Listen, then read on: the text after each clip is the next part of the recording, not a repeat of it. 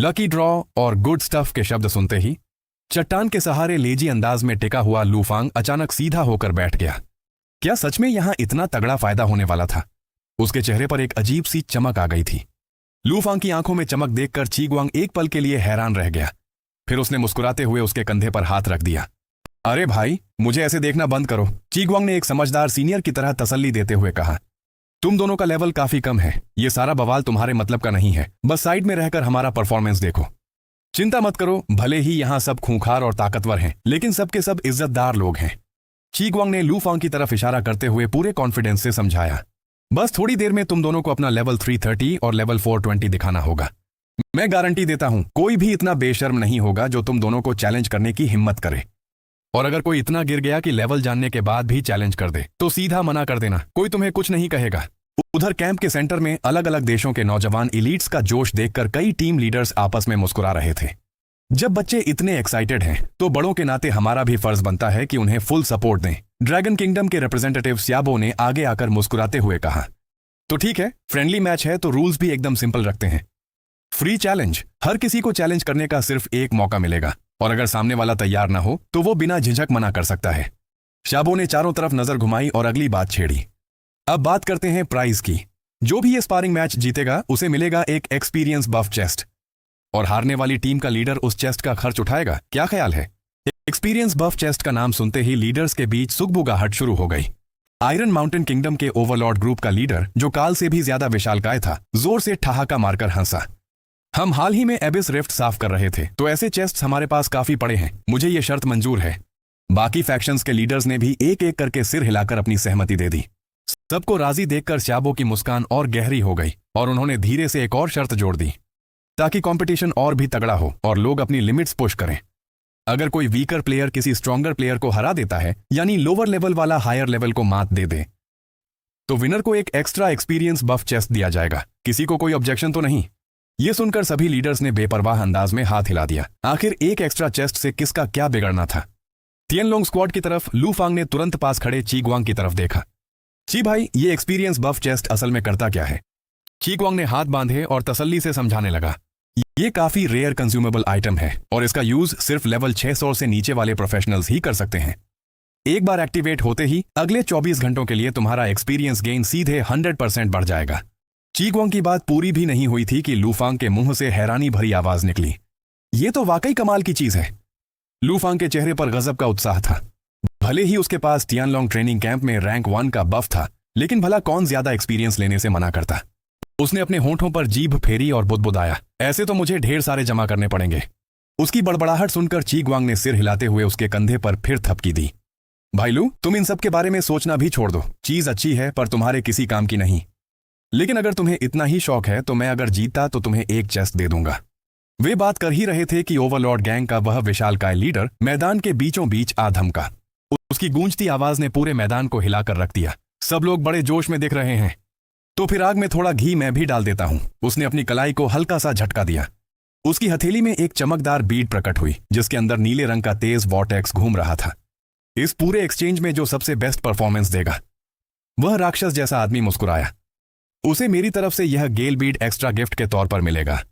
इसे क्रश करते ही 5 मिनट के लिए तुम्हारी एजिलिटी सीधे 50% बढ़ जाएगी और बेस्ट परफॉर्मर का फैसला मैं खुद करूंगा। पूरे मैदान में एक साथ सबकी सांसें थम गईं। 5 मिनट के लिए 50% एजिलिटी बूस्ट किसी भी डेडली बैटल का पासा पलटने के लिए काफी था। अरे बाप रे, टीशान किंगडम के गंवार जब इतने खुले दिल से दे रहे हैं तो हम क्यों पीछे रहें? एक मेज रोब पहने फॉरेन लीडर आगे बढ़ा। मैं एक एपिक लेवल रिकवरी पोशन क्राफ्टिंग मैनुअल दांव पर लगाता हूं। मेरी तरफ से एक high level random teleportation scroll, दूसरे लीडर ने चिल्लाकर कहा। और मेरी तरफ से high level instant recovery potions का पूरा सेट, एक और लीडर ने ऐलान कर दिया। देखते ही देखते माहौल पूरी तरह सुलग उठा और सभी यंग एलीट्स की आंखें लालच और एक्साइटमेंट से भर गईं। जब बाकी सभी लीडर्स अपने अपने शानदार प्राइजेस निकाल चुके तो सबकी निगाहें आखिरकार श्याबो पर टिक गईं। कमांडर स्या, ड्रैगन किंगडम की तियनलोंग स्क्वाड तो पूरी दुनिया में मशहूर है, आप आखिरी ग्रैंड प्राइज में कंजूसी नहीं कर सकते। श्याबो शांत भाव से मुस्कुराए। बिल्कुल, तियनलोंग कभी किसी को निराश नहीं करता। श्याबो ने अपनी कलाई को हल्का सा घुमाया और फिजा में एक भारी गूंज उठी। उनकी हथेली में एक रहस्यमयी मेटल कंटेनर प्रकट हुआ, जिससे गाढ़ी पर्पल लाइट निकल रही थी। ये एक epic level class equipment container है। एक्टिवेट करते ही तुम्हें तुम्हारी क्लास के मुताबिक गारंटीड एपिक लेवल इक्विपमेंट मिलेगा। ये इस कंपटीशन के बेस्ट परफॉर्मर के लिए ग्रैंड प्राइज रहेगा। पूरा मैदान सन्नाटे में डूब गया और फिर शोर का जोरदार धमाका हुआ। इतने सारे बेशकीमती प्राइजेस देखकर लूफांग की आंखों में अब बेहिसाब लालच चमक रहा था। यहां मौजूद सभी इलीट्स लेवल 500 के आसपास थे और उसका लेवल सिर्फ 330। इसका मतलब था कि वो जब भी लड़ेगा 100 लेवल्स ऊपर की जीत हासिल करेगा और सारे ग्रैंड प्राइजेस सीधा उसकी जेब में आएंगे। Iron Mountain Kingdom Overlord Group Buck. एक विशालकाय लड़ाका सबसे पहले अखाड़े में कूदा और उसकी आवाज घंटे की तरह गूंज उठी। Level 499 heavy armour berserker. उसकी बिजली जैसी तेज आंखें सीधे सामने वाले विरोधी कैंप पर टिक गईं। स्टॉर्म किंगडम के भाई, तुम्हारी तलवारबाजी के बहुत चर्चे सुने हैं। क्या नीचे आकर मेरे साथ दो दो हाथ करने की हिम्मत है? इससे बेहतर और क्या हो सकता है? आवाज खत्म होते ही नीली आंधी की तरह उड़ता हुआ एक नौजवान अखाड़े में आ उतरा। बिना एक भी फालतू बात किए दोनों के बीच पलक झपकते ही भयंकर जंग छिड़ गई। भारी तलवार और फुर्तीले वार आपस में टकराए। जादुई ताकतें भड़कीं और तेज हवाओं ने आसपास की रेत और पत्थरों को हवा में उड़ा दिया। किनारे खड़े टीम लीडर्स दिखने में तो लापरवाह लग रहे थे, लेकिन उनकी नजरें दोनों फाइटर्स पर गड़ी हुई थीं ताकि कोई जानलेवा हादसा न हो। लूफांग साइड में खड़ा लगातार सिर हिलाते हुए मुकाबला देख रहा था। सारे के सारे एक्सपर्ट हैं। इनके बेसिक्स सच में बहुत सॉलिड हैं।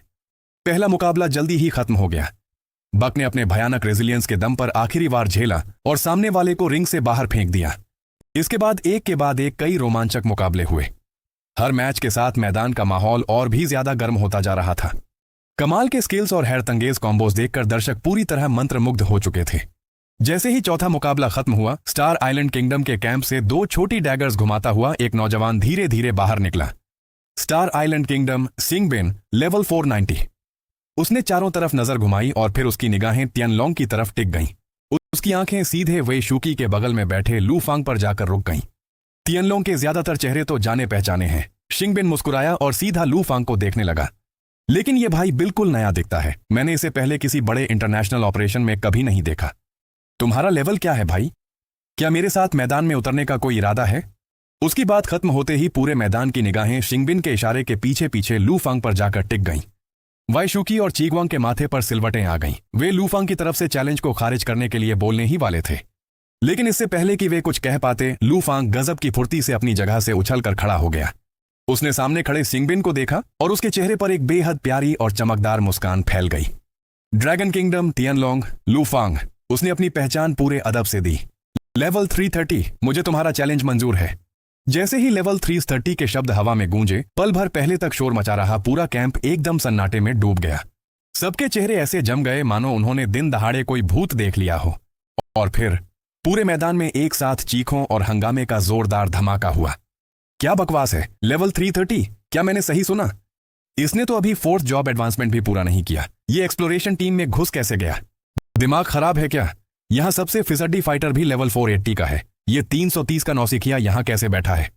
और सबसे पागलपन वाली बात तो यह है कि इसने चैलेंज एक्सेप्ट भी कर लिया।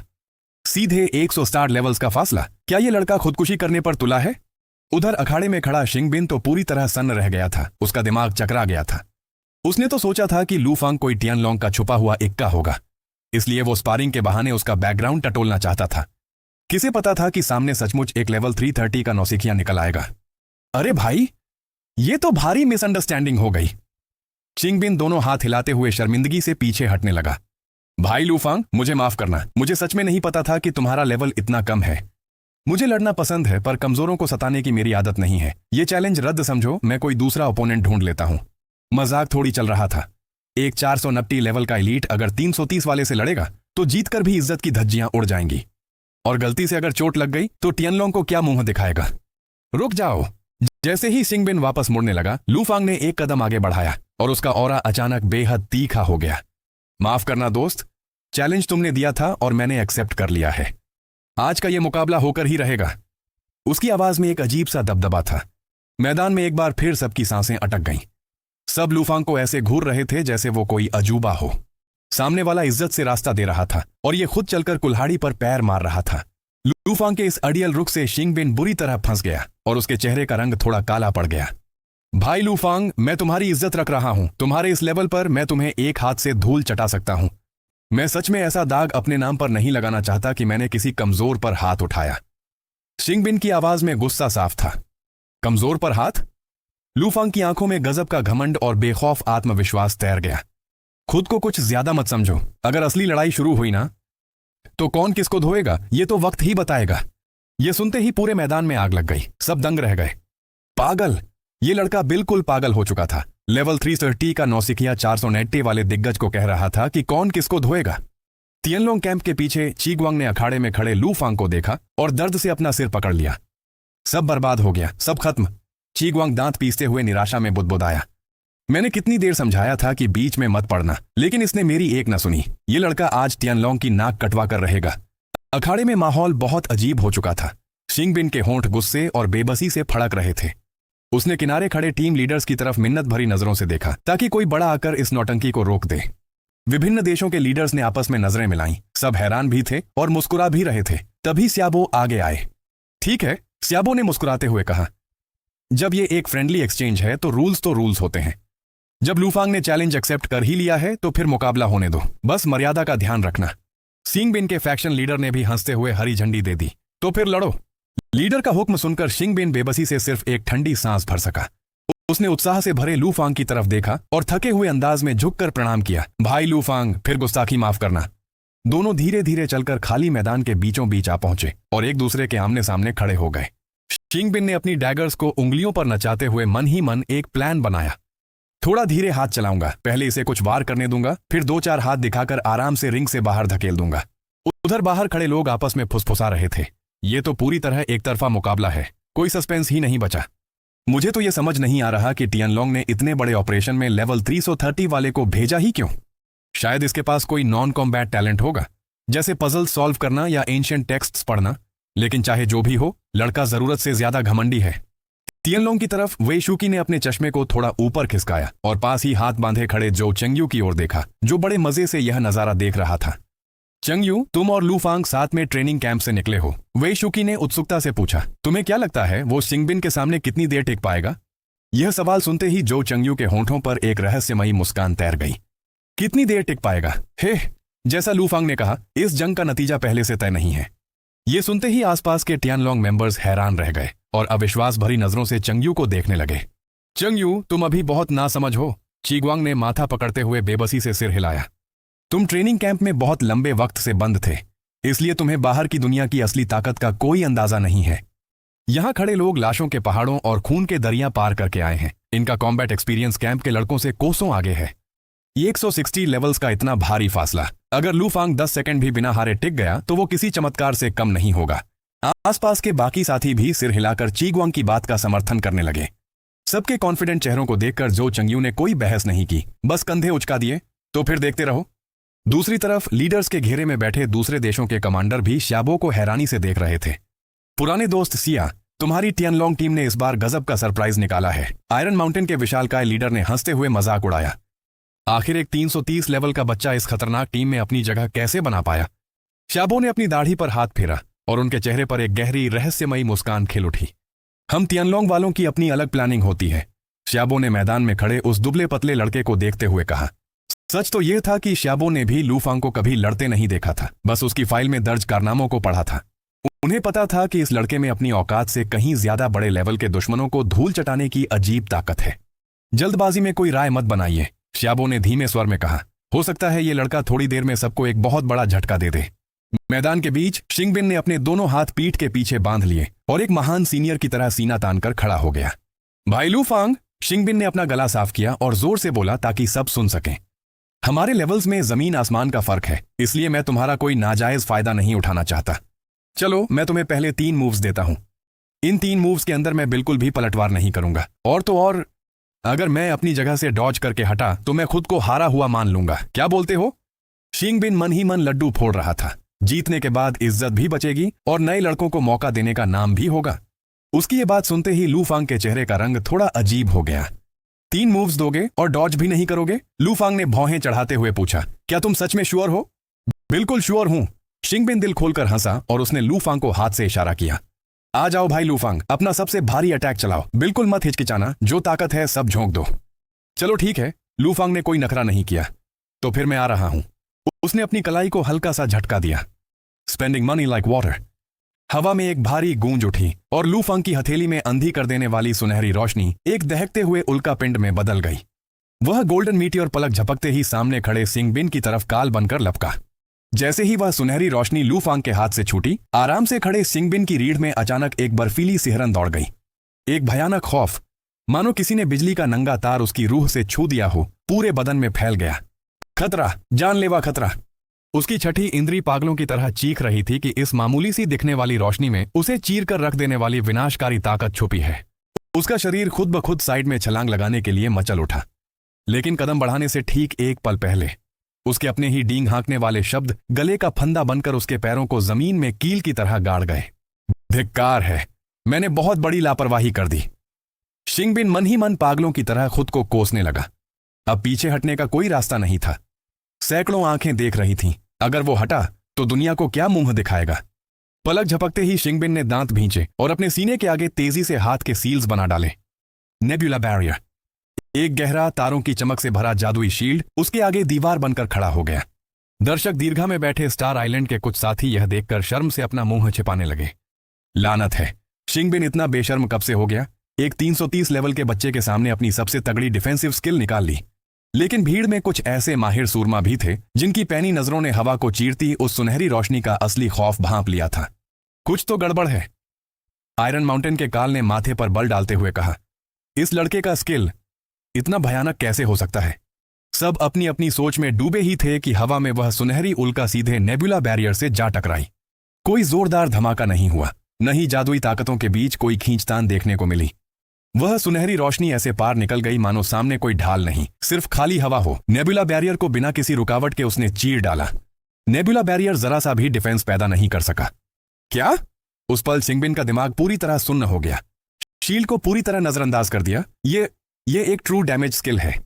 जैसे ही वह सुनहरी रोशनी उसकी आंखों की पुतलियों में फैलने लगी, शिंगबिन के दिमाग में सिर्फ एक ही सवाल पागल बनकर गूंज रहा था, भागूं या ना भागूं।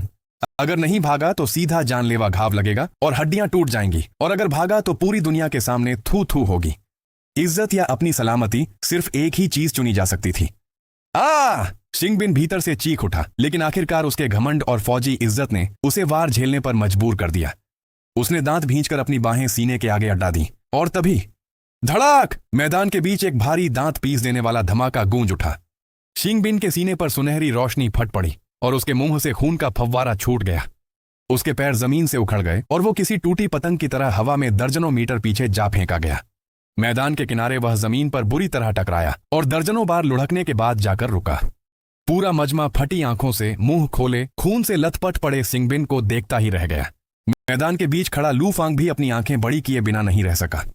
उसने एक गहरी सांस खींची और सच्चे दिल से हैरान होकर दांत दी। क्या जिगरा है यार! लू फांग ने मुस्कुराते हुए बुदबुदाया।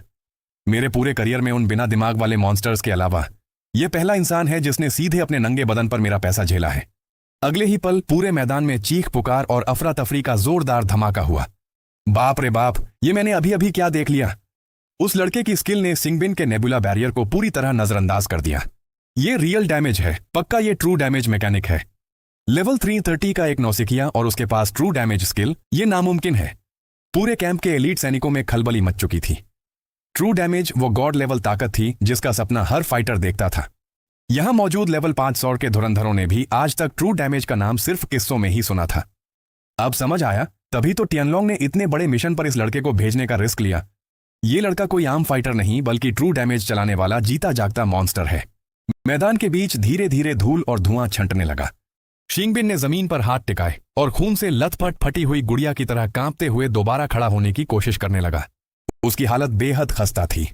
सीने का कवच चकनाचूर हो चुका था और मुंह के कोनों से खून की धार बह रही थी। तभी लूफांग ने बड़े हमदर्द अंदाज में सलाह दी, भाई शिंगबिन, कैसा रहे अगर हम बाकी के 2 मूव्स छोड़ दें और सीधी लड़ाई शुरू करें?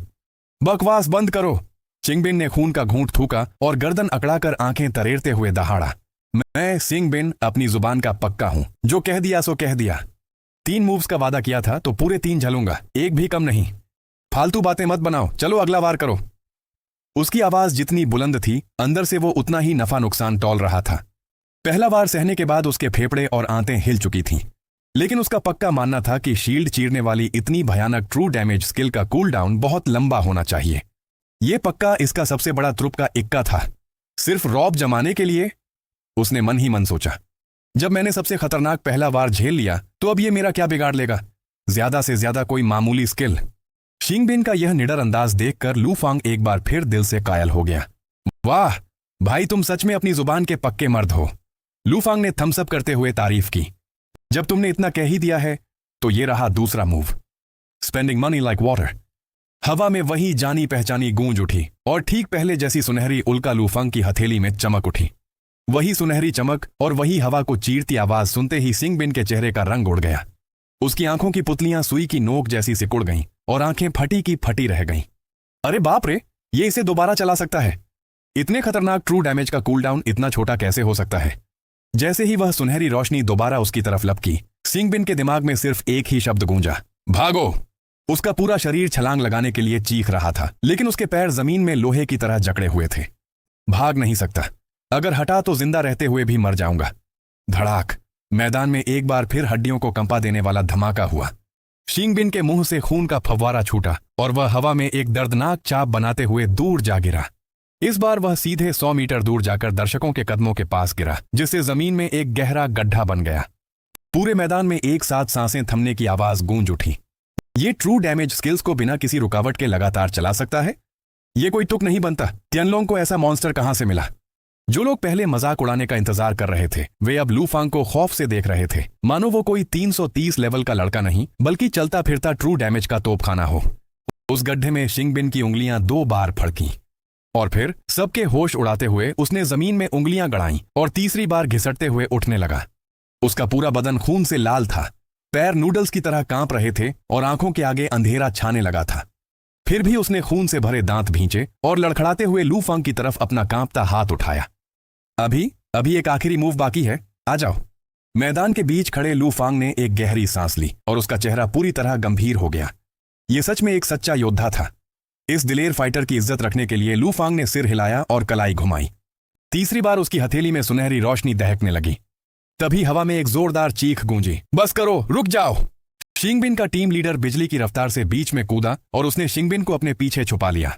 लू फांग के हाथ में चमकती सुनहरी रोशनी को देखकर उस लीडर की आंखें फड़क उठीं और उसने तुरंत जोर से ऐलान किया, शिंगबिन की तरफ से मैं इस मैच में हार स्वीकार करता हूं। मैं नहीं हारा। हार का शब्द सुनते ही शिंगबिन अपने लीडर को धक्का देने की कोशिश करने लगा। मैं अभी भी टिक सकता हूं। मैंने 3 मूव्स का वादा किया था तो 3 ही होंगे। दिमाग खराब हो गया है क्या तुम्हारा? लीडर गुस्से से अकबबूला हो गया और उसने पीछे मुड़कर शिंगबिन पर दहाड़ लगाई। अगर उसका तीसरा ट्रू डैमेज वॉर तुझ पर पड़ गया तो तू आज यहीं हमेशा के लिए ढेर हो जाएगा। शिंगबिन एक पल के लिए सन्न रह गया और फिर उसकी सांस अटक गई। धड़ाम, उसकी आंखें पलट गईं और भारी जख्मों व गुस्से के बोझ तले वो वहीं जमीन पर बेहोश होकर गिर पड़ा। लीडर ने फौरन एक हाई लेवल रिकवरी पोशन निकाली और उसके मुंह में उड़ेल दी। फिर उसने दूर खड़े लू फांग को देखा और गहरी सांस लेते हुए दोनों हाथ जोड़कर सम्मान से सिर झुकाया।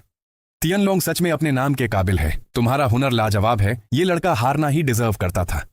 लू फांग ने अपने हाथ की सुनहरी रोशनी को शांत किया और पूरे अदब से हाथ जोड़कर जवाब दिया, आपकी नवाजिश है सीनियर, भले ही भाई शिंगबिन ये मैच हार गए हों। लू फांग ने बेहोश पड़े शिंगबिन की तरफ देखा और सच्चे दिल से कहा, लेकिन इनकी जुबान और हिम्मत सच में तारीफ के काबिल है। खटखट की आवाज के साथ स्टार आइलैंड के लीडर ने कलाई घुमाकर 2 चमकदार बक्से लू फांग की तरफ उछाल दिए। लू फांग ने बड़ी फुर्ती से दोनों बक्सों को लपक लिया। यू एक्सपीरियंस बफ चेस्ट्स प्राप्त हुए। नोट, लेवल 600 से नीचे के यूजर्स के लिए यह अगले 24 घंटों में 100% अतिरिक्त एक्सपीरियंस देगा। स्टार आइलैंड के लीडर ने लू फांग को एक आखिरी गहरी नजर से देखा। फिर उसने शिंगबिन को एक हाथ से उठाया, मुड़ा और तेज कदमों से अपने कैंप की तरफ लौट गया। एक पल के जानलेवा सन्नाटे के बाद पूरा कैंप अचानक भयंकर शोर और हंगामे से गूंज उठा। अरे बाप रे, ये सच में जीत गया। लेवल 330 के एक नौसिखिए ने लेवल 490 के एलीट को बेहोश करके फेंक दिया। भले ही शिंगबिन अपनी अकड़ में खड़ा रहा और वार झेलता रहा, लेकिन जीत तो जीत होती है। चारों तरफ से हैरानी भरी सांसों की आवाजें आ रही थीं। जो लोग तमाशा देखने आए थे उनकी आंखें फटी की फटी रह गई थीं। लगातार 2 ट्रू डैमेज हमलों से 160 लेवल बड़े फाइटर को सीधे नॉकआउट कर देना, यह कारनामा सच में होश उड़ा देने वाला था। तियनलोंग की तरफ चीगवांग मुंह खोले बुत बनकर खड़ा था, मानो उसका दिमाग चलना बंद हो गया हो। पास खड़े वेशुकी ने अपना चश्मा थोड़ा ऊपर खिसकाया और उसके शीशों पर एक तेज चमक कौंध गई। लगता है हम सबने इसे पहचानने में भारी गलती कर दी, वे शुकी ने गंभीर होकर कहा। भले ही लू फांग सिर्फ लेवल 330 का है, लेकिन इसका बेतुका ट्रू डैमेज अगर सही हालात में इस्तेमाल हो तो इसका खौफ हम लेवल 500 वालों से कम नहीं होगा। ची गुआंग ने अपने सुन्न पड़े चेहरे को मला और होंठ फड़कते हुए सिर हिलाया। कम नहीं भाई, अगर इसने पीछे से छुपकर हमला कर दिया तो किसकी मजाल जो बच जाए।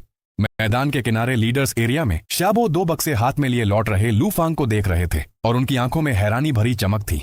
वाह, लड़के में वाकई दम है, शाबो ने मुस्कुराते हुए दिल से दाद दी। आसपास खड़े दूसरे देशों के लीडर्स उनके पास जमा हो गए और बधाइयां देने लगे। कमांडर सिया, बहुत बहुत बधाई, ड्रैगन किंगडम ने एक और मॉन्स्टर तैयार कर दिया है। ट्रू डैमेज वैसे ही दुर्लभ है और लगातार वार करने वाला ट्रू डैमेज तो ना के बराबर दिखता है। इस लड़के का भविष्य बहुत आगे जाएगा। तारीफों की बौछार सुनकर स्याबो मन ही मन गदगद थे, लेकिन ऊपर से उन्होंने बिल्कुल कैजुअल अंदाज में हाथ हिला दिया। अरे नहीं नहीं, बस थोड़ा लो प्रोफाइल रखिए, बच्चे हैं, खेल खेल में जीत गए, अभी असली माहिर बनने में वक्त है। तभी स्टार आइलैंड किंगडम के कैंप से एक तेज चीख सुनाई दी। सबकी नजरें तुरंत उस तरफ मुड़ गईं। शिंगबिन पसीने से भीगा हुआ जोर जोर से हाँफते हुए अचानक उठ बैठा। उसने चारों तरफ घबराकर देखा और जैसे ही उसने अपने लीडर और दूर खड़े विदेशी एलीट्स को देखा, बेहोश होने से पहले की सारी यादें उसके दिमाग में कौंध गईं। शिंगबिन का चेहरा पल भर में बिल्कुल पीला पड़ गया। वो हार चुका था, सच में हार चुका था। 3 मूव्स भी नहीं टिक पाया और सीधे बेहोश होकर ढेर हो गया। शर्म और पछतावे का ऐसा तूफान उठा कि उसका दिल चाहा कि जमीन फटे और वो उसमें समा जाए। मुझे क्या जरूरत थी इतना बड़ा 30 मार खां बनने की, सीनियर बनने का शौक चढ़ा था, अब भुगतो, एक 330 वाले से हार गया। उसने दोनों हाथों से अपना मुंह कसकर ढक लिया और जमीन पर ही सिकुड़ कर बैठ गया। दूसरी तरफ लू फांग शान से इतराता हुआ टियानलोंग स्क्वाड के रेस्ट एरिया में लौट आया। वहां पहुंचते ही उसे साफ महसूस हुआ कि आसपास का माहौल अब पहले जैसा नहीं था। उनकी आंखों में शुरुआती बेरुखी गायब हो चुकी थी और उसकी जगह सच्चा सम्मान दिखाई दे रहा था। चेनली, जो हमेशा शांत और थोड़ा अकड़ू रहता था, उसने खुद आगे बढ़कर मुस्कुराते हुए हाथ मिलाया। शाबाश लू फांग, कमाल कर दिया। हाँ, वो जो 2 बार तुमने मारे ना, दिल खुश हो गया। उन विदेशियों के तो होश ही उड़ गए, बख्तरबंद नाइट सुजाओ ने थम्स अप देकर कहा। वाईशुकी ने आगे बढ़कर लू फांग के कंधे पर जोर से थपकी दी। छोटे भाई लू फांग, तुमने सच में टियानलोंग का मान बढ़ा दिया। लू फांग ने बड़ी मासूमियत से जवाब दिया। अरे नहीं भाई, वो तो शिंगबिन भाई जरूरत से ज्यादा जिद्दी थे, खड़े होकर वार सहने की जिद पकड़ ली। अगर सच में लड़ाई होती तो शायद मैं उन्हें ऐसे छू भी ना पाता। उसकी बात सुनते ही सब ठहाका मारकर हंस पड़े और पूरा माहौल एकदम खुशनुमा हो गया।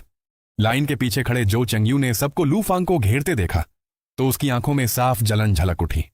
धिक्कार है, सीधे 2 एक्सपीरियंस चेस्ट्स मिल गए और टीम वालों की वाहवाही भी। उसने एक पल के लिए अपने लेवल को देखा और 490 के एलीट से लड़ने की कल्पना की और उसका बदन कांप उठा। छोड़ो यार, लू फांग जैसे मॉन्स्टर्स को ही यह तमाशा मुबारक हो, उसने मन ही मन तसल्ली कर ली। मैदान में मुकाबले एक के बाद एक लगातार चलते रहे। लू फांग किनारे खड़ा सब देख रहा था और अपने दिमाग में तेजी से हिसाब लगा रहा था। सिर्फ चिंगबिन को बेहोश करने से लीडर्स के वे शानदार ग्रैंड प्राइजेस हाथ नहीं लगने वाले थे। उसे अपनी ताकत दिखाने के और मौके चाहिए थे और साथ ही कोई बहुत तगड़ा विरोधी। लेकिन शिंगबिन की दुर्दशा देखने के बाद अब कोई भी सामने से लू फांग को चैलेंज करने की हिम्मत नहीं जुटा पा रहा था। जीतने पर कोई बढ़ाई नहीं थी, सिर्फ कमजोर को सताने का ताना मिलता और हारने पर शिंगबिन जैसी अंतर्राष्ट्रीय बेइज्जती। जैसे जैसे मैच आगे बढ़ रहे थे, जब भी कोई खूंखार फाइटर उतरता, ची गुआंग या वेशुकी उसका बैकग्राउंड लू फांग को समझा देते। अगला मैच आयरन माउंटेन किंगडम की लाजिया चैलेंज करती हैं स्टॉर्म किंगडम के हरमन को। ऐलान होते ही 2 भयानक आकृतियां पूरी ताकत से मैदान के बीचों बीच आ उतरी। लू फांग ने गौर किया कि उसके बगल में खड़े ची गुआंग और वेशुकी के चेहरे अचानक बहुत गंभीर हो गए थे।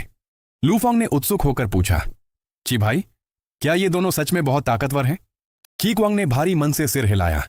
बेहद ताकतवर, लाजिया और हेरमन अपनी अपनी टीमों के सबसे खतरनाक फाइटर्स हैं। वाईशुकी ने भी जोड़ते हुए कहा, हमारी ड्रैगन किंगडम की तरफ से सबसे मजबूत फाइटर ची गुआंग है और इन दोनों की ताकत ची गुआंग से जरा भी कम नहीं है। यह सुनते ही लू फांग के कान खड़े हो गए और उसका चेहरा खिल उठा। इस लेवल का विरोधी, यही तो मुझे वो ग्रैंड प्राइज पक्का दिलवा सकता है। मैदान में पलक झपकते ही एक रोंगटे खड़े कर देने वाला भयंकर युद्ध छिड़ गया। हेरमन ने अपनी छड़ी घुमाई और पूरा मैदान मौत की काली चादर में लिपट गया। जमीन फाड़कर हजारों कंकाल बाहर निकल आए। दूसरी तरफ लाजिया ने ठंडी हुंकार भरी और उसका पूरा शरीर दहकती आग के शोले में बदल गया। उसके हाथ हिलाते ही वो आग खूंखार शेरों, ड्रैगन और चीतों का रूप लेकर कंकालों के समंदर पर टूट पड़ी। धमाकों की गूंज से जमीन कांप उठी। तपती आग और बर्फीली मौत की इस भयंकर टक्कर ने पिछले सारे मुकाबलों को फीका साबित कर दिया था। देखने वाले अलग अलग देशों के एलीट्स पूरी तरह मंत्रमुग्ध थे और दाद दे रहे थे। हेरमन से यही उम्मीद थी। कंकालों के इस समंदर का पैमाना वाकई भयानक है। रागिया का आग पर कंट्रोल लाजवाब है। वो फायर ड्रैगन एकदम असली लग रहा है। दोनों तरफ से भयंकर युद्ध चल रहा था और बिजली की रफ्तार से वार पलटवार हो रहे थे। आखिरकार हेरमन की ज्यादा अनुभवी एट्रिशन टैक्टिक्स जीत गई। उसने राजिया के सांस लेने के पल का फायदा उठाया और कंकाल के एक विशाल हाथ से उसे मैदान से बाहर धकेल दिया। हेरमन जीत गया। पूरा स्टेडियम उत्साही चीखों से गूंज उठा। हेरमन मैदान के बीच में खड़ा था, अपने माथे से पसीना पोंछ रहा था। बस जब सबने सोचा कि वो आराम करने के लिए मैदान से बाहर जाएगा, उसने सिर घुमाया और ड्रैगन किंगडम कैंप के सामने खड़े चीगवांग को घूरने लगा। चीगवांग, क्या ऊपर आकर लड़ने की हिम्मत है? हेरमन ने सीधा चैलेंज दे दिया। चीगवांग ने भौहें सिकोड़ी और आगे बढ़ा। तुम अभी एक बड़ी लड़ाई से निकले हो और काफी थके हुए हो। अभी मेरा ऊपर जाना ठीक नहीं होगा। तुम पहले आधा घंटा आराम कर लो। हेरमन हंसा। उसका लहजा घमंडी था। तुम्हें धोते हुए मुझे आराम की जरूरत नहीं पड़ेगी। यह सुनते ही चीगवांग की आंखों में गुस्से की चमक कौंध गई। मौत को दावत। चीगवांग ने बात बंद की और उसका शरीर एक धुंधला सा साया बनकर पलक झपकते ही अखाड़े में दाखिल हो गया। लड़ाई फिर से शुरू हो गई। चीगवांग की रफ्तार बेहद तेज थी। उसकी हर चाल अनप्रेडिक्टेबल थी और जब भी उसका हमला निशाने पर लगता, एक भयानक चेन एक्सप्लोजन शुरू हो जाता। धड़ाक, बम। कंकालों के बड़े बड़े झुंड चीगवांग के हाथों चिथड़े चिथड़े हो गए। लेकिन हेरमन के कंकाल के पास खुद को असीमित रूप से फिर से जोड़ने की क्षमता है। बिखरी हुई हड्डियां पल भर में फिर से जुड़ गईं। हाँ, चीगवांग, तुम भी कुछ खास नहीं हो। बस इतना ही? हेरमन लड़ते लड़ते उसे ताना मार रहा था। चीगवांग गुस्से से लाल था, लेकिन वो हेरमन तक कभी पहुंच नहीं सका। दोनों 10 मिनट से ज्यादा लड़ते रहे। चीगवांग ने हेरमन के मेन बॉडी पर सरप्राइज अटैक करने के कई मौके तलाशे, लेकिन उसे पता चला कि हेरमन मैदान के किसी भी कंकाल के साथ तुरंत अपनी जगह बदल सकता था। कई बार की खींचातानी के बाद चीगवांग का स्टेमिना खत्म हो गया और उसे आखिरकार एक अफसोसनाक हार का सामना करना पड़ा।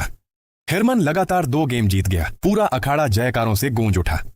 राजिया और चीगवांग के खिलाफ डबल जीत। हेरमन बहुत मजबूत है।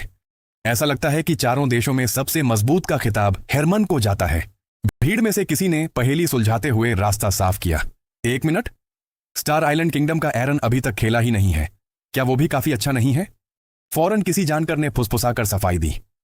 एरन ने हाल ही में चीगवांग के साथ एक प्राइवेट स्पारिंग सेशन किया था और उससे हार गया था। अब चीगवांग खुद हेरमन से हार गया है। क्या उनकी तुलना करने का कोई मतलब है? यह सुनकर एलीट टुकड़ियां अचानक समझ गईं और दंग रह गईं। हेरमन वाकई चारों देशों में नंबर 1 के खिताब का हकदार है। हेरमन सिर ऊंचा के मैदान के बीच में खड़ा था। भीड़ की जय जयकार और तारीफें सुन रहा था। उसका चेहरा घमंड और अकड़ से भरा था। हाँ, यही तो होना चाहिए। Team leader area. हेरमन के टीम लीडर ने अपना सिर ऊंचा कर रखा था। उसका घमंड छुपाना नामुमकिन था और उसकी बड़ी सी मुस्कान फैल गई। हाँ, ऐसा लगता है कि इस बार सबने जो प्राइजेस दांव पर लगाए हैं वो सब हेरमन के पास जाएंगे। आसपास खड़े दूसरे गुटों के लीडर्स ने आपस में नजरें मिलाईं। उनके हाव भाव अलग अलग थे और अंत में वे सिर्फ बेबसी से सिर हिला सके। मौजूदा हालात को देखते हुए वाकई कोई सस्पेंस नहीं बचा है। हेरमन का स्कलसी और जगह बदलने की तरकीब सच में बहुत ताकतवर है। ये लड़का आज पूरी महफिल लूट रहा है। सभी टीम लीडर्स ने आह भरी और मान लिया कि हेरमन की मुस्कान आसमान छू रही है। तियनलोंग आराम एरिया के अंदर चीगवांग कुछ उदास होकर वापस चला आया। अपने चेहरे से पसीना पोंछते हुए उसकी आंखें मध्यम थीं।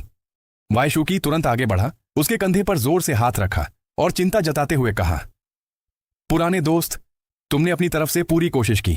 अखाड़ा बहुत छोटा है और तुम अपनी स्पीड और एक्सप्लोसिव पावर का पूरा इस्तेमाल नहीं कर सकते। इसके अलावा यह सिर्फ एक फ्रेंडली स्पार है। तुम अपने ताकतवर wide area of effect moves इस्तेमाल करने की हिम्मत नहीं करते। खुद को रोकना बहुत निराशाजनक है। चीगवांग ने सिर हिलाया। उसकी आंखों में कड़वाहट की झलक कौंधी, लेकिन उसके हाव भाव दृढ़ रहे।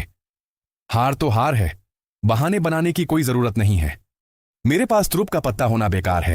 हो सकता है कि उस हेरमन ने भी अपने सारे कार्ड नहीं खोले हों। वेईशुकी और चीगवांग ने एक दूसरे को भारी नजर से देखा। दोनों एक ही नतीजे पर पहुंचे थे। अगर कोई अनहोनी न हुई तो टीम लीडर्स के पास रखे इनामी रकम का बड़ा हिस्सा वाकई हेरमन की जेब में जाएगा। किनारे पर खड़े जो चंगयू ने हेरमन को देखा, जो अखाड़े के बीच में भीड़ की जय जयकार का घमंड से मजा ले रहा था। जीभ थपथपाई और उसकी आंखों में जोश और अफसोस झलक उठा। आज सच में आंखें खुल गईं। जो चंगयू को थोड़ी खुजली महसूस हुई और वो अपनी आंखों में चमक के साथ धीरे से गुनगुनाया, हेरमन का सिस्टम सच में बहुत खतरनाक है, लेकिन अगर मैं उसके लेवल तक पहुंच गया तो मैं उसे पक्का कुचल सकता हूं। किस्मत खराब है, मेरा लेवल बहुत कम है। इस मोड़ पर जो चंग्यू की आंखें इधर उधर दौड़ने लगीं और उसने आधा मजाक और आधा चिढ़ाते हुए लूफांग की बांह को कोहनी मारी। लूफांग, तुमने अभी तक सक्रिय रूप से कोई ओपोनेंट नहीं चुना है ना?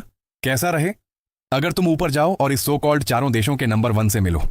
यह सुनते ही लूफांग ने सिर घुमाया और ऐसे सिर हिलाया जैसे यह दुनिया की सबसे स्वाभाविक बात हो। यही तो मैं सोच रहा हूं। वो मेरे लिए एकदम सही विरोधी है। मुझे लगता है कि उसे हराने के बाद सारी इनामी रकम मेरी होनी चाहिए, है ना? जो चंग्यू की चिढ़ाती हुई मुस्कान अचानक जम गई। वो तो बस मजे के लिए मजाक कर रहा था। उसने कभी नहीं सोचा था कि लूफांग सच में गंभीर लग रहा था। भाई, क्या तुम सच कह रहे हो? लूफांग ने मुस्कुराते हुए कहा। क्या मैं मजाक करता हुआ लगता हूं? मैं और कुछ नहीं कहूंगा, मैं जा रहा हूं।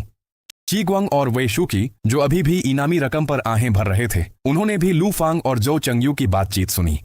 उन दोनों ने अविश्वास भरी नजरों से देखा।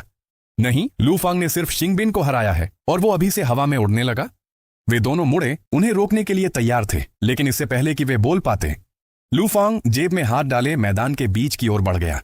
धड़ाक! मैदान में मौजूद सैकड़ों आंखें पल भर में लूफांग पर टिक गईं। एक बार शोरगुल वाले कैंप में कई लोगों की आंखें दिलचस्पी से चमक उठीं। देखो, तियानलोंग का वो मॉन्स्टर जो ट्रू डैमेज दे सकता है हिल गया है। क्या वो आखिरकार कोई विरोधी चुनने वाला है? वो किसे चुनेगा? उसने अभी सिंगबिन को बेहोश किया है। देखते हैं कि क्या वो इस बार फिर कोई चमत्कार कर सकता है। भीड़ आपस में फुसफुसा रही थी और उम्मीद से भरी थी। शिंगबिन, जो अभी भी हताश महसूस कर रहा था, उसने भी लूफांग को देखा। उम्मीद कर रहा था कि लूफांग दूसरे बदकिस्मत आदमी को हरा दे। मैदान के बीच में हेरमान अभी भी वहीं था। उसने ऊपर देखा, थोड़ा हैरान होकर लूफांग को उसकी ओर आते हुए देखा। वो थोड़ा चिढ़ गया था। उसे अभी तक अपने आसपास के लोगों की तारीफों से पेट नहीं भरा था और इस आदमी का आना वाकई बेमौका था। बस बहुत हुआ, अब मेरे मंच से हटने का समय है। हरमन एक कदम उठाने ही वाला था, लेकिन अगले ही सेकंड लूफांग रुका और उसे ध्यान से देखा। हरमन, ड्रैगन किंगडम का हेवनली ड्रैगन रोड तुम्हें चुनौती देता है। शब्द गिर गए। पूरा कैंप मौत के सन्नाटे में डूब गया। हरमन की मुस्कान उसके चेहरे पर जम गई। जो चंग्यू का मुंह खुला रह गया। सभी दर्शकों और उनके लीडर्स के चेहरे उस पल ढा गए। हेरमन ने उसकी तरफ ऐसे देखा मानो उसने दुनिया का सबसे बड़ा जोक सुन लिया हो। वो अविश्वास भरी नजरों से अपनी उंगली अपनी नाक की तरफ करके खड़ा था। तुम मुझे चैलेंज कर रहे हो? लूफांग ने बहुत गंभीरता से सिर हिलाया। हाँ, मैं तुम्हें चैलेंज करना चाहता हूं। शौक से उबरने के बाद हेरमन ने सिर ऊपर किया और उसकी जोरदार हंसी गूंज उठी। हा हा हा हा, ये इस पूरे साल का सबसे मजेदार चुटकुला था। हेरमन ने लूफांग की तरफ घृणा से देखा, मानो किसी परेशान करने वाली मक्खी को भगा रहा हो। बच्चे, सिर्फ इसलिए कि तुमने शिंगबिन को एक ट्रू डैमेज स्किल से हरा दिया, ये मत सोचो कि तुम्हें मेरे सामने खड़े होकर जुबान लड़ाने का हक मिल गया है। हेरमन मुड़ा, उसके हाव भाव एकदम बेरुखे थे। जब 5th रीइंकार्नेशन पर पहुंच जाओ तब चैलेंज लेकर आना। हेरमन के इनकार को देखकर लूफांग के पीछे हटने के कोई आसार नहीं दिखे। वो वहीं खड़ा रहा और उसने जानबूझकर शब्दों को खींचते हुए एक उकसाने वाले लहजे में आह भरी। ओह, तो तुम डरे हुए थे। ठीक है, फिर मैं बस सबको यही बताता फिरूंगा कि हरमान असल में एक डरपोक इंसान है जिससे 3rd टियर के नौसिखिए भी डरते हैं। यह सुनते ही हेरमान, जो अभी अभी मुड़ा था, अचानक उसके कदम थम गए। हेरमान ने तेजी से सिर घुमाया। बच्चे, तुम्हें पता है तुम किसे उकसा रहे हो? मैं जानता हूं तुम मुझे उकसाने की कोशिश कर रहे हो, क्योंकि तुम्हें तड़पने की बहुत जल्दी है। हेरमान ने जोर से नाक फुलाई और अपनी लाठी भारी आवाज के साथ जमीन पर पटक दी, जिससे आसपास का तापमान कई डिग्री गिरता हुआ महसूस हुआ। तो फिर मैं तुम्हारी ये ख्वाहिश पूरी करता हूं। वैसे भी ये बस थोड़े समय की बर्बादी है। हेरमान द्वारा चैलेंज एक्सेप्ट करते ही पूरा कैंप जयकारों से गूंज उठा। वो पागल है, ये बच्चा बिल्कुल पागल हो चुका है। क्या उसे सच में अपनी मौत का डर नहीं है? क्या उसने नहीं देखा कि अभी चीगवांग और राजिया कैसे हारे थे? तो क्या हुआ अगर ट्रू डैमेज मजबूत है? हरमन के पास हजारों कंकाल हैं, वो अपने स्मैश से कितने मार पाएगा? और उस अनसॉल्वेबल पोजिशनल डिस्प्लेसमेंट का क्या? ये बहुत बहादुरी है, लेकिन ये बस मुसीबत मोल लेना है। देखने वाले अलग अलग देशों के एलीट्स लूफांग के इस पागलपन और बहादुरी से दंग थे, लेकिन कोई भी उसके जीतने के लिए तैयार नहीं था। तियनलोंग की तरफ वै शुकी एक पल के लिए अवाक रह गया। ये बच्चा सच में अपनी औकात नहीं जानता। उसने मान लिया कि लूफांग टैलेंटेड था, लेकिन उसकी ताकत में फर्क बस बहुत ज्यादा था। किनारे खड़े चीगवांग ने भी फीकी मुस्कान के साथ सिर हिलाया। उसे जाने दो। उसे शायद ट्रेनिंग कैंप में आसानी से रहने की आदत हो गई है, इसलिए यहां हेरमान जैसे टॉप एक्सपर्ट का झटका लगना उसके लिए अच्छा है। मेरा मानना है कि उसे जल्द ही ट्रेनिंग कैंप और बाहर की दुनिया का फर्क पता चल जाएगा। जान गंवाने से बेहतर है कि अभी थोड़ा नुकसान सह लो। दोनों के पीछे खड़े जो चंग्यू ने अपने दोनों सीनियर्स की बातों का एनालिसिस सुना और फिर उन विदेशी एलीट्स को देखा जो लूफांग को पागलों की तरह घूर रहे थे। जो चंगयू के हाव भाव बेहद अजीब हो गए थे। ये नजारा, ये इतना जाना पहचाना सा क्यों लग रहा है?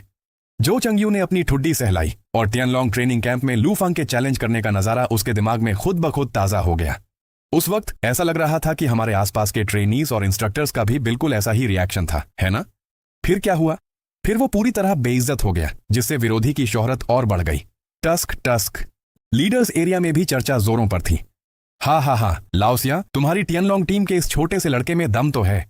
ये जानते हुए कि पहाड़ों में बाघ हैं, फिर भी उनमें घुस जाना सिर्फ उस बहादुरी के लिए मैं उसे एक सच्चा मर्द मानता हूं। लेकिन हेरमन के टीम लीडर ने मुंह बनाया। साहसी होना अच्छी बात है, लेकिन अंधाधुंध कॉन्फिडेंस बेवकूफी है। हेरमन वहां सिंगबिन की तरह खड़ा नहीं रहेगा और मार नहीं खाता रहेगा। शाबो, जो भीड़ में खड़ा था, उसके होंठ बुरी तरह फड़क रहे थे। फिर भी उसने जिद्दीपन से कहा, हे युवा लोग, अच्छा है कि उनमें जोश है। रेफरी लीडर मैदान के किनारे खड़ा था। उसकी नजरें दोनों लोगों पर पड़ी और फिर उसने अचानक अपना हाथ नीचे किया। स्पारिंग शुरू करें। जैसे ही उसने अपनी बात खत्म की, हेरमन ने आगे जांच करने की कोई कोशिश नहीं की। उसने इस असभ्य जूनियर लूफांग से जल्दी निपटने का मन बना लिया था। उसने अपने हड्डियों वाले लाठी को जमीन पर पटक दिया और उसमें से भूरे काले रंग की मौत का घना औरा फूट पड़ा। Click click click. हड्डियों के एक साथ पीसने की घिनौनी आवाजें तेजी से गूंजी और पलक झपकते ही सैकड़ों कंकाल हड्डियों के ब्लेड थामे और आंखों में हरी भूतों वाली लौ लिए जमीन से बाहर निकल आए। 10 सेकंड। हेरमन ने एक उंगली उठाई। उसका लहजा डरावना था। उसे नीचे गिराओ। हुश। सैकड़ों कंकाल काली लहर की तरह मौत का भारी औरा लिए पल भर में लूफांग को घेर लिया। भले ही अलग अलग देशों की एलीट टुकड़ियां अभी हेरमन की लड़ाई देख चुकी थीं, लेकिन फिर भी इस नजारे को दोबारा देखकर वे हैरान रह गए। वो बहुत मजबूत है। हर बार जब मैं उसे हिलते हुए देखता हूं तो मेरे रोंगटे खड़े हो जाते हैं। सैकड़ों कंकाल और हर एक से निकलने वाला औरा निश्चित रूप से चौथे रैंक से ऊपर का है। ये मात्रा और ये क्वालिटी मिलकर एक ऐसा भारी दबाव बनाती है जो पूरी तरह से निराशाजनक है। मैदान के किनारे शाबो की मुस्कान बहुत पहले ही गायब हो चुकी थी। उसकी मांसपेशियां तनी हुई थीं और उसकी हथेलियों में जादुई ताकत बह रही थी, जो किसी भी पल दखल देने और लोगों को बचाने के लिए तैयार थी।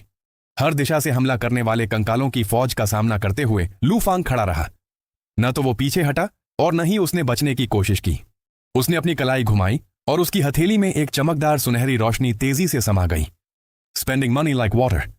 उस जानी पहचानी सुनहरी रोशनी को देखकर हेरमन के होंठों पर एक मजाकिया मुस्कान फैल गई। ट्रू इंजरीज वाकई परेशान करने वाली होती हैं, लेकिन क्या हुआ? मेरी कंकाल सेना खुद को असीमित रूप से फिर से जोड़ सकती है। कोई फर्क नहीं पड़ता कि तुम्हारा डैमेज कितना ज्यादा है। तुम एक स्किल से मेरे कितने कंकालों को मार पाओगे? तुम्हारी असली चोटें मेरे सामने बिल्कुल बेमानी हैं। हेरमन के शब्द अभी भी हवा में गूंज रहे थे। सबसे आगे वाले कंकाल लूफांग के सिर पर अपनी हड्डियों के ब्लेड से वार करने ही वाले थे। इस नाजुक पल में shedding its skin like a cicada. Hush. Lufang का शरीर पल भर में मायावी हो गया और फिर वो अपनी जगह से गायब हो गया। Holographic system announcement flashing, shedding its skin like a cicada in vibrant yellow against a dark dramatic battlefield background. क्या? हेरमन का मजाकिया हाव भाव पल भर में जम गया। अगले ही सेकंड दम घुटने वाला संकट अचानक उसके सामने फूट पड़ा। स्पेस में एक लहर फैल गई और लूफांग का शरीर एक भूत की तरह प्रकट हुआ, जो हेरमन के सामने आधा मीटर से भी कम दूरी पर था। उसके हाथ में कंप्रेस्ड सुनहरा उल्कापिंड हेरमन की तरफ तेजी से बढ़ा। घास। हेरमन इतना डर गया था कि उसका दिल लगभग रुक ही गया था। ये बहुत तेज है, ये बहुत अचानक था। अपने विरोधी की इस अविश्वसनीय डैश क्षमता के लिए पूरी तरह से तैयार न होने के कारण हेरमन का शरीर उसके दिमाग से भी तेज गति से प्रतिक्रिया दे रहा था। Position swap. बज। सुनहरी रोशनी का एक विस्फोट फूटा। धड़ाक। लूफांग के सामने जो हेरमन था, वो इस एक महंगी चोट से टकराया और तुरंत हड्डियों के टुकड़ों की बारिश में फट गया। उधर कुछ दर्जन मीटर दूर हेरमन लड़खड़ाया और एक खाली जगह से बाहर गिर गया। वो जोर जोर से हाँफ रहा था। उसकी पीठ ठंडे पसीने से भीगी हुई थी और वो अभी भी डरा हुआ था। इतने करीब? ये सच में बस 1 सेकंड का हिस्सा था। अगर मैंने सहज रूप से पोजीशन स्वैप का इस्तेमाल नहीं किया होता तो वो असली डैमेज वाली चोट सीधे मुझ पर लगती। वो कमीना। हेरमन दूर खड़े लूफांग को दांत पीसकर घूर रहा था। Holographic text announcement flashing. Calamity of wealth in vibrant gold against a dark dramatic battlefield background. Herman clenching his fist, sweat running down his temple, looking towards the active arena. Herman, the foreign special forces unit from the Star Island Kingdom, issuing an open challenge to Lufang. Lufang standing tall with hands in pockets, looking directly at the foreign commander. Herman won't stand there like Xingbin and take a beating. Arena के बीचों बीच लू फांग का हमला पूरी तरह खाली चला गया था, लेकिन उसके चेहरे पर गुस्से का एक निशान तक नहीं था। दूर खड़े अभी भी खौफ से कांप रहे हरमन को देखकर उसने अपनी भौहें उठाईं। उसकी आंखों में एक गहरी तारीफ झलक रही थी। मानना पड़ेगा, एक टॉप जीनियस की रिएक्शन स्पीड वाकई कमाल की होती है। मेरी स्किल के मैकेनिक्स को बिना समझे ही इसने पहले ही पल में सबसे सही फैसला लिया और बच निकला। सच में शानदार। उस पल की रोंगटे खड़े कर देने वाली तेज मुठभेड़ को देखकर बाहर मौजूद अलग अलग देशों के एलीट्स के होश आखिरकार ठिकाने आए। टेलीपोर्टेशन? क्या मैंने सही देखा? उसने अभी अभी टेलीपोर्टेशन का इस्तेमाल किया। यह पक्का एक स्पेशल डिस्प्लेसमेंट स्किल है। इसकी कोई आहट तक नहीं थी, कोई सुराग नहीं। हे भगवान, ये लड़का आखिर किस किस्म का मॉन्स्टर है? ट्रू डैमेज और साथ में टेलीपोर्टेशन, ये दोनों टॉप टियर सुपर मैकेनिक्स हैं। मुझे तो जलन हो रही है। हम सब भी प्रोफेशनल्स हैं, तो फिर लेवल 330 के इस नए लड़के के पास ऐसी गॉड लाइक स्किल्स कैसे आ गईं? तियानलोंग टीम की तरफ वेई शुकी और ची गुआंग ने एक दूसरे को देखा। दोनों की आंखों में साफ तौर पर गहरा सदमा दिखाई दे रहा था। वेई शुकी ने एक गहरी सांस ली। उसके दिमाग में लू फांग की ताकत की तस्वीर साफ होने लगी थी। तो ये है उसका असली कॉन्फिडेंस, जिसकी बदौलत उसने हरमन को सीधे चैलेंज करने की हिम्मत की। बैक रो में सीधे टेलीपोर्ट होना और फिर ट्रू डैमेज बरसाना, ये वाकई एक ऐसा अनस्टॉपेबल असैसिनेशन कॉम्बो है जिसका कोई तोड़ नहीं। लू फांग हमें एक के बाद एक झटके दे रहा है, लेकिन उस शुरुआती झटके के बाद वेई शुकी ने धीरे से अपना सिर हिलाया। उसके चेहरे पर एक निराशा की लकीर उभर आई। लेकिन बड़े अफसोस की बात है, हरमन बस पहली बार में असावधान था। अब जब लू फांग का ट्रम्प कार्ड सामने आ चुका है, तो हरमन पूरी तरह अलर्ट हो गया है। जब तक वो अपनी पोजीशन बदलता रहेगा, लू फांग उसे छू तक नहीं पाएगा। सिर्फ टेलीपोर्टेशन के दम पर लेवल और ताकत के इस भारी फासले को नहीं पाटा जा सकता। ची गुआंग लगातार लू फांग को घूर रहा था और उसकी आंखों से जलन साफ छलक रही थी। उसने अपनी मुट्ठियां भींच लीं और दांत पीसते हुए बोला, लानत है, काश मेरे पास भी ऐसी कोई टेलीपोर्टेशन स्किल होती, तो उस पिछले मैच में मैं हरमन से कभी नहीं हारता। बैटलफील्ड के ठीक बीचों बीच हरमन ने एक लंबी सांस ली और अपने दिल की बेतहाशा धड़कनों को जबरन शांत करने की कोशिश की। खुद को शांत दिखाते हुए उसके चेहरे पर एक ठंडी मगर थोड़ी डरी हुई हंसी आ गई। ट्रू डैमेज के साथ टेलीपोर्टेशन, वाकई इससे बचना आसान नहीं है, लेकिन अगर तुम्हारे पास बस इतना ही है तो यह मुझे हराने के लिए काफी नहीं है। उसकी जुबान से काफी शब्द पूरा निकला भी नहीं था कि अचानक हवा में एक तीखी सरसराहट गूंजी। वूश! लू फांग का शरीर एक बार फिर उसी पल हवा में गायब हो गया। धत तेरे की! हरमन की पलकें खौफ से फड़क उठीं और उसने बिना एक पल गंवाए अपनी जगह फिर से बदल दी। धमाका! हरमन की जगह खड़ा किया गया बलि का बकरा स्केलेटन एक ही झटके में अनगिनत हड्डियों के टुकड़ों में बिखर गया। दर्जनों मीटर दूर एक खाली जगह पर हरमन दोबारा प्रकट हुआ। उसने लू फांग का वार फिर से खाली जाते देखा और जोर जोर से हंसने लगा। हा, सब बेकार है। जब तक मेरे पास एक भी स्केलेटन जिंदा है, मैं अपनी पोजीशन स्वैप जितनी बार चाहूं उतनी बार कर सकता हूं। तुम चाहे कितनी भी तेजी से टेलीपोर्ट कर लो, तुम मेरे कपड़ों का एक कोना भी छू नहीं पाओगे।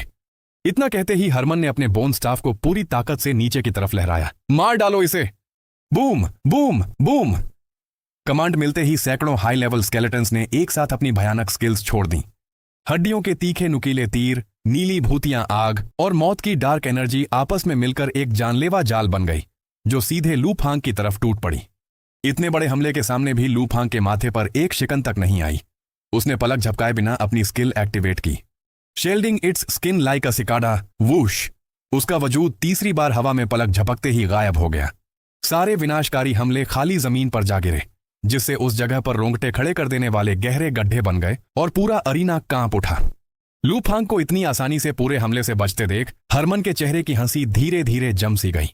इस लड़के के टेलीपोर्टेशन का क्या कोई कूलडाउन पीरियड भी नहीं है? उसे नहीं पता था कि इस स्पेस स्किल को बार बार इस्तेमाल करने के लिए लू फांग को क्या कीमत चुकानी पड़ रही है।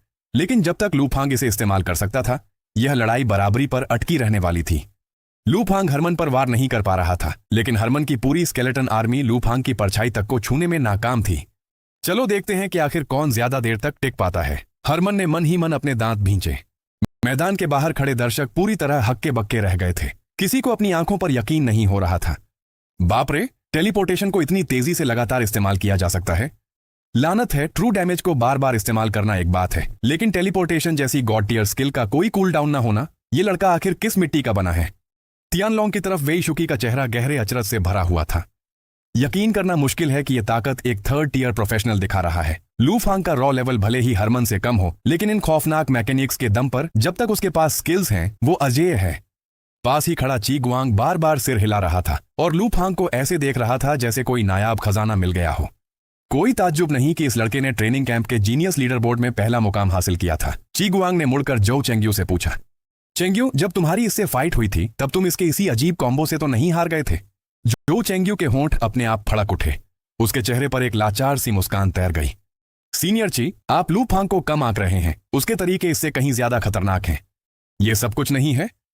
वेई शुकी और ची गुआंग दोनों की आंखें हैरत से फैल गईं। इतनी जबरदस्त ताकत दिखाने के बाद भी क्या यह लड़का अभी भी अपने असली ट्रम्प कार्ड्स छिपाकर बैठा था? मैदान का माहौल एक बार फिर पलटने लगा। कई नाकाम हमलों के बाद लू फांग एकदम शांत खड़ा हो गया और उसने लगातार करीब जाने का तरीका रोक दिया। असल में उसका बार बार टेलीपोर्ट होकर हरमन के करीब जाना सिर्फ उसे एक झटके में खत्म करने के लिए नहीं था। उसका असली मकसद हरमन को करीब से पूरी तरह लॉक करना था। लू फांग ने अपनी कलाई को धीरे से झटका दिया। हवा में एक चमकदार रोशनी गूंज उठी। मे your currency shine ever bright.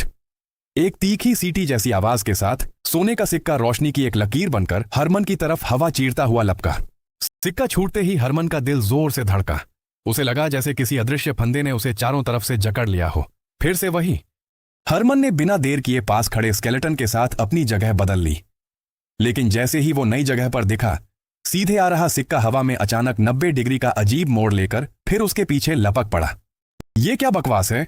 Harman घबराकर पागलों की तरह अरीना में एक के बाद एक स्केलेटन्स के बीच अपनी जगह बदलने लगा, लेकिन वो सिक्का एक जोंक की तरह हर मोड़ पर उसका पीछा करता रहा।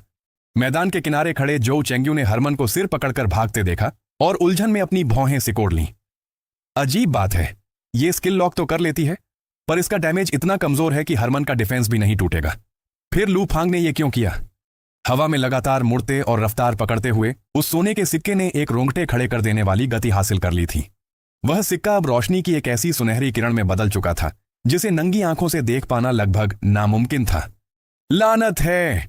हरमन की रूह कांप उठी।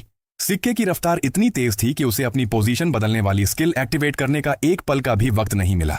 बचने का कोई रास्ता न देख हरमन ने अपने दांत भींचे और चिल्लाया, बोन आर्मर कंडेंस! खट खट खट! मौत का घना औरा पलक झपकते ही जम गया और एक मजबूत बोन आर्मर बनकर उसके पूरे शरीर पर लिपट गया। यह आर्मर इतना ठोस था कि उसी के लेवल का कोई साधारण हमला इस पर खरोंच का एक सफेद निशान तक नहीं छोड़ सकता था। लेकिन जैसे ही वो बोन आर्मर बनकर तैयार हुआ, ठीक उसी अगले पल सिक्का सीधे हरमन के सीने पर आ लगा। हैरानी की बात यह थी कि वो सोने का सिक्का उस मजबूत बोन आर्मर के आर पार ऐसे निकल गया मानो वहां सिर्फ खाली हवा हो। धम! गोश्त पर मुक्का पड़ने जैसी एक भारी आवाज गूंजी और हरमन मुंह से कराहते हुए 2 कदम पीछे लड़खड़ा गया।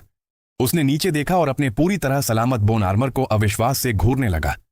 ये डिफेंस, क्या इसने रत्ती भर भी काम नहीं किया? उसे ऐसा महसूस हुआ मानो किसी ने उसके सारे कपड़े उतारकर सीधे उसके सीने पर एक जोरदार मुक्का जड़ दिया हो। True damage? हरमन पूरी तरह भौंचक्का रह गया। यह सच में एक रियल इंजरी देने वाला ट्रू डैमेज है? एक ट्रू डैमेज बर्स्ट स्किल होना ही काफी नहीं था। क्या अब इसकी absolute lock on tracking skill भी ट्रू डैमेज मैकेनिक पर काम कर रही थी? तियानलोंग की तरफ जो चेंग्यू, जो अब तक उलझन में था, सिक्के को आर्मर के आर पार जाते देख अचानक अपनी जगह से उछल पड़ा। गलत! जो चेंग्यू का चेहरा गहरे खौफ से भर गया। पहले इस स्किल में कोई ट्रू डैमेज मैकेनिक नहीं था। क्या यह स्किल इवॉल्व हो चुकी है? लू फांग के हाथों पहले मात खा चुके जो चेंग्यू से बेहतर इस स्किल की असलियत को कोई और नहीं समझ सकता था। बाप रे, ये तो पागलपन है! चारों तरफ खड़े दर्शकों में जोरदार हंगामा मच गया। निशाना लग गया। हरमन को पहला झटका लग गया।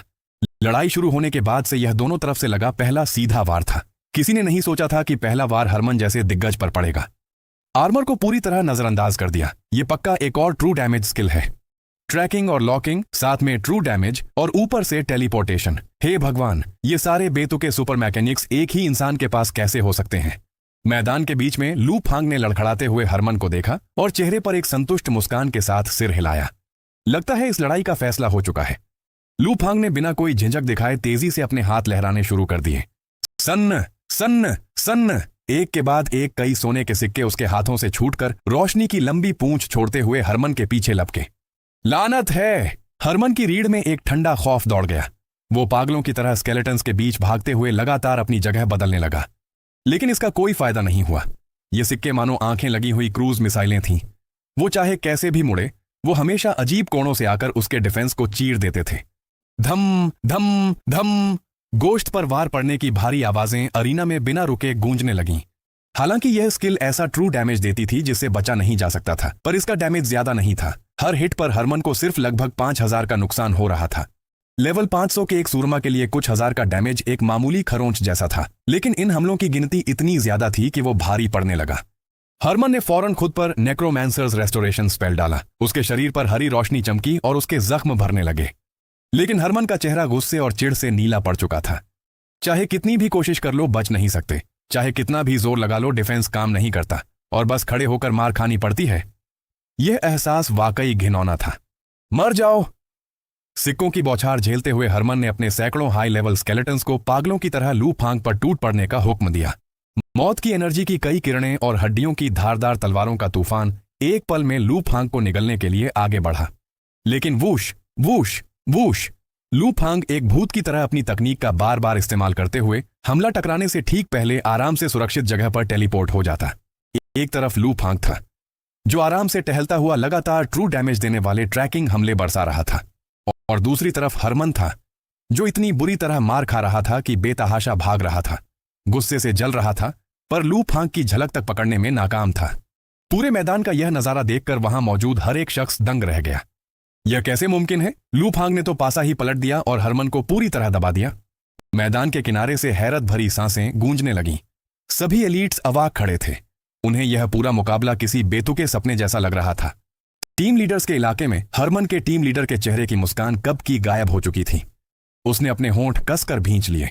उसका चेहरा बेहद संजीदा था और वो मैदान में मजे से टहलते उस लड़के को घूर रहा था, जबकि उसके दिल में उथल पुथल मची थी। दूसरी तरफ तियानलोंग के लीडर शियाबो की सांसें भी तेज चलने लगी थीं।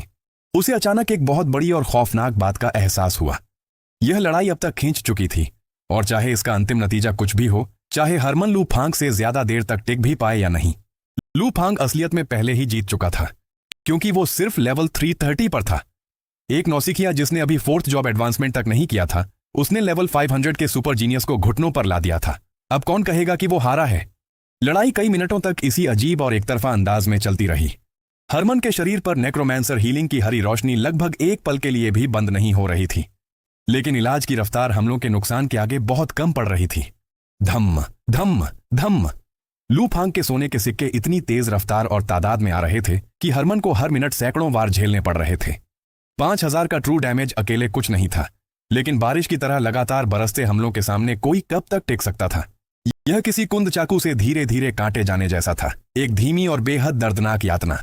उसका बोन आर्मर अब महज एक दिखावा बनकर रह गया था। उसका पूरा शरीर नीलों से भर चुका था और उसके होंठों के कोने से खून बहने लगा था।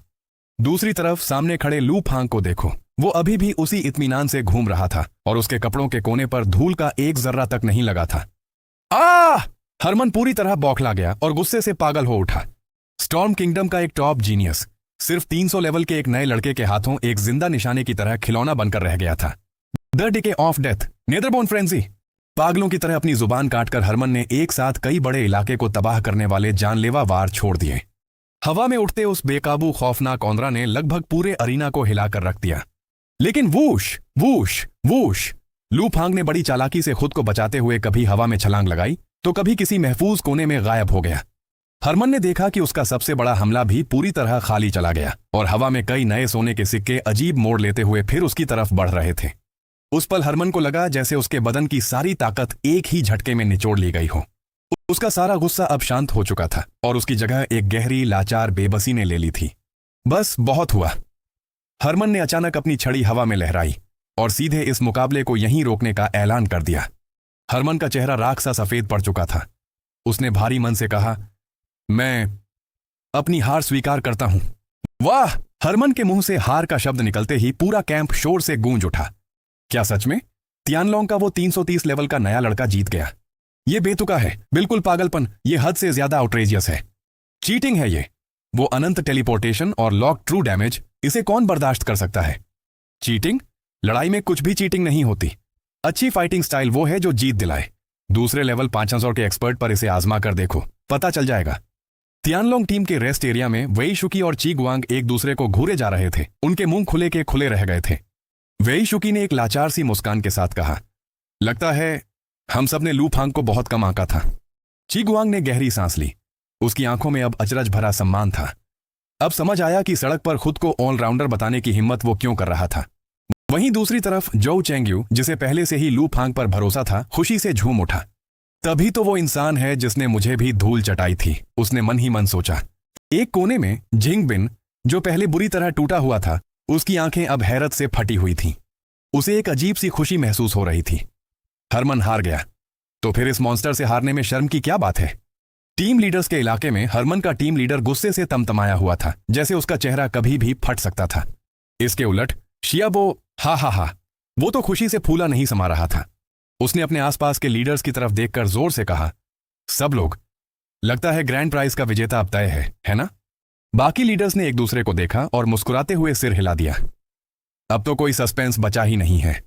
2 टर्न ऊपर कमजोर होकर ताकतवर को हराना, ये लड़ाई वाकई लाजवाब थी। मैदान के बीच में हरमन ने अपना कंकाल वाला स्टाफ समेटा और ठंडी निगाहों से लू फांग को घूरा। उसकी ईगो अभी भी उसे चैन से बैठने नहीं दे रही थी। उछलो मत, हरमन दांत पीसते हुए बोला। आज तो बस एक दोस्ताना मैच था, वरना मेरी बहुत सी तकनीकें तो इस्तेमाल ही नहीं हुई थीं। अगर ये जानलेवा लड़ाई होती तो तुम मुझे कभी नहीं हरा पाते। लू फांग ने उसे शांति से देखा। उसके चेहरे पर कोई शिकन नहीं थी। जीतने वाले को धमकी देने की जरूरत नहीं होती, धमकियां तो बस हारने वालों का बचाव करने का एक जरिया होती हैं। हरमन ने लू फांग की शांत आंखों में देखा और उसे महसूस हुआ कि वो किसी रुई के गोले पर मुक्का मार रहा है। वो और भी चिढ़ गया। उसने एक ठंडी फुफकार मारी, अपनी आस्तीन झटकी और झेपते हुए स्टॉर्म किंगडम के कैंप की ओर लौट गया। लू फांग ने मुड़कर रेफरी और टीम लीडर को देखा। रेफरी और टीम लीडर ने इशारा समझा और जोर से घोषणा की। इस स्पैरिंग मैच में ड्रैगन किंगडम के लू फांग विजयी हुए। घोषणा के तुरंत बाद लू फांग ने सीधे स्टॉर्म किंगडम के लीडर की तरफ देखा। लीडर थोड़ा सकपका गया, लेकिन जल्दी ही संभल गया। उसके होंठ थोड़े फड़के, पर उसने समझदारी दिखाते हुए 2 पर्पल गोल्ड चेस्ट लू फांग की ओर उछाल दिए। लू फांग ने चेस्ट को मजबूती से पकड़ लिया। प्राप्त हुआ 2 एक्सपीरियंस बफ चेस्ट। शुक्रिया सीनियर, लू फांग ने हाथ जोड़कर शिष्टाचार दिखाया और संतुष्ट भाव से तियानलोंग रेस्ट एरिया की तरफ चल पड़ा। ग्रैंड प्राइज की चिंता उसे बिल्कुल नहीं थी। वो जानता था कि इस लड़ाई ने उसे मैच का सबसे बेहतरीन खिलाड़ी साबित कर दिया है। जैसे ही वो तियानलोंग के रेस्ट एरिया में पहुंचा, ची गुआंग उत्साह में दौड़ता हुआ आया और उसने लू फांग की छाती पर जोर से मुक्का मारा। बढ़िया खेला। ची गुआंग का चेहरा खुशी से लाल था। तुमने मेरा बदला ले लिया, वाह, ये वाकई लाजवाब था। वेई शुकी, चेनली और बाकी सभी आधिकारिक टीम के सदस्य लू फांग के चारों ओर जमा हो गए। सबके चेहरे पर हैरत और उत्साह साफ झलक रहा था। लू फांग, तुम्हारा वो ट्रू डैमेज और टेलीपोर्टेशन का कॉम्बो रोंगटे खड़े कर देता है। ये अविश्वसनीय है। स्टॉर्म किंगडम के जीनियस को 160 लेवल ऊपर होने के बावजूद हरा देना, ये पूरी टीम को हिलाकर रख देगा। शूजियो ने भी ईमानदारी से कहा, लू फांग, हमने तुम्हें पहले कम आंका था। तुम इतने अच्छे हो, ये पहले क्यों नहीं बताया? अरे बताता भी तो शायद आप लोग यकीन नहीं करते। हा, लू फांग ने हंसी मजाक में जवाब दिया। टीम की गर्मजोशी देख लू फांग का मन खुश हो गया। आपकी तारीफ के लिए शुक्रिया सीनियर्स। आगे सीक्रेट रियल में आपकी मदद की जरूरत पड़ेगी। जो चेंग्यू, जो भीड़ के पीछे खड़ा था, खामोशी से लू फांग को देख रहा था। उसने जाना अब लू फांग को असलियत में टीम का सम्मान मिल चुका था। वजह बिल्कुल सीधी थी। हरमन का बुरा हाल देखने के बाद किसी के पास भी लू फांग के बेतुके टेलीपोर्टेशन और ट्रू डैमेज का सामना करने की हिम्मत नहीं बची थी। और अगर कोई जी जान लगाकर किस्मत के सहारे जीत भी जाता, तो भी लू फांग के सबसे बेहतरीन खिलाड़ी होने के रुतबे को हिलाना नामुमकिन था। देखते ही देखते शाम ढलने लगी। आखिरकार सारे मुकाबले खत्म हो गए और किसी ने भी नई चुनौती देने के लिए कदम आगे नहीं बढ़ाया। मैदान के किनारे खड़े चीफ रेफरी ने चारों तरफ नजर दौड़ाई और बुलंद आवाज में ऐलान किया, चारों देशों के बीच यह दोस्ताना मुकाबला अब समाप्त होता है। उनकी बात पूरी होते ही तियानलोंग के लीडर शियाबो से रहा नहीं गया और वो खुशी से उछलते हुए आगे आ गए। हा, टीम लीडर्स, जब मुकाबले खत्म हो चुके हैं तो अब इनाम बांटने का वक्त आ गया है। सब लोग मिलकर तय करें कि इस मैच में सबसे शानदार परफॉर्मेंस किसकी रही। शियाबो ने पूरे हक से आवाज लगाई। इससे पहले कि कोई दूसरा कुछ बोल पाता, शियाबो ने बिना किसी झिझक के सीधे अपना पक्ष रख दिया। मैं हमेशा काबिलियत देखकर ही फैसला लेता हूं। मेरी नजर में तियानलोंग के लू फांग का खेल पूरी तरह बेदाग था। 3rd टर्न होकर 5th टर्न को हराना, इसने तो सच में सबकी आंखें खोल दी हैं। मैं तो लू फांग को चुन रहा हूं, आप सब बताइए। सारे टीम लीडर्स शियाबो की इस बेशर्म खुशी को देखकर दंग रह गए। उन्हें समझ नहीं आ रहा था कि हंसे या अपना सिर पीट लें। सबने एक दूसरे को देखा, लेकिन कोई भी इस बात को गलत साबित करने के लिए एक लफ्ज भी नहीं निकाल सका। वाकई इस पर कोई बहस नहीं हो सकती। सिंगापुर के एक लीडर ने गहरी सांस लेते हुए सबसे पहले हामी भरी। मेरा वोट भी लू फांग को जाता है। आयरन माउंटेन किंगडम के ओवरलॉर्ड ग्रुप का ताकतवर लीडर भी जोर से ठहाका मारते हुए बोला, हा, 3rd टियर खिलाड़ी अगर 5th टियर को धूल चटा दे और फिर भी उसे बेस्ट न माना जाए तो यह नाइंसाफी होगी। वो गेल बीड लू फांग का ही है। मैं भी लू फांग को चुनता हूं। एक एक करके सभी लीडर्स ने अपनी सहमति दे दी। अलग अलग मुल्कों और संगठनों के दर्जनों लीडर्स ने बिना किसी विरोध के लू फांग को इस टूर्नामेंट का सबसे बेहतरीन खिलाड़ी चुन लिया। हे तियानलोंग के रेस्ट एरिया में यह नतीजा सुनते ही लू फांग के चेहरे पर मुस्कान बिखर गई। दर्जनों टॉप लीडर्स की तरफ से लाए गए बेशकीमती इनाम, equipment containers, rare items, high level potions और कीमती मटेरियल्स। सीक्रेट रियल्म के अंदर कदम रखने से पहले ही सिर्फ गेट पर तमाशा देखकर और 2 हाथ दिखाकर उसने इतना बड़ा खजाना बटोर लिया था। स्टैंड्स में मौजूद दूसरे देशों के सारे युवा एलीट्स लू फांग को घोर जलन और हसरत भरी निगाहों से घूर रहे थे। उनकी आंखें मानो उन सारे खजानों को निगल जाने के लिए तैयार बैठी थीं। दर्जनों टॉप संगठनों द्वारा दिए गए इन सारे खजानों की कुल कीमत इतनी ज्यादा थी कि वहां मौजूद कई एलीट्स की पूरी दौलत भी इसके आगे कम पड़ जाए। किसने सोचा था कि 4 देशों के महारथियों के इस जमावड़े में सबसे बड़ी बाजी लेवल 330 का यह नया लड़का मार ले जाएगा। कुछ ही देर में सारे चमचमाते इनाम पैक करके सीधे लू फांग के हाथों में सौंप दिए गए। उन अनमोल खजानों की जगमगाहट देखकर वे शुकी अपना थूक घूंटने पर मजबूर हो गया। जब मैं लेवल 330 पर था तब मेरी जेब बिल्कुल खाली रहती थी। एक हाई लेवल ब्लू पोशन खरीदने के लिए भी 100 बार सोचना पड़ता था।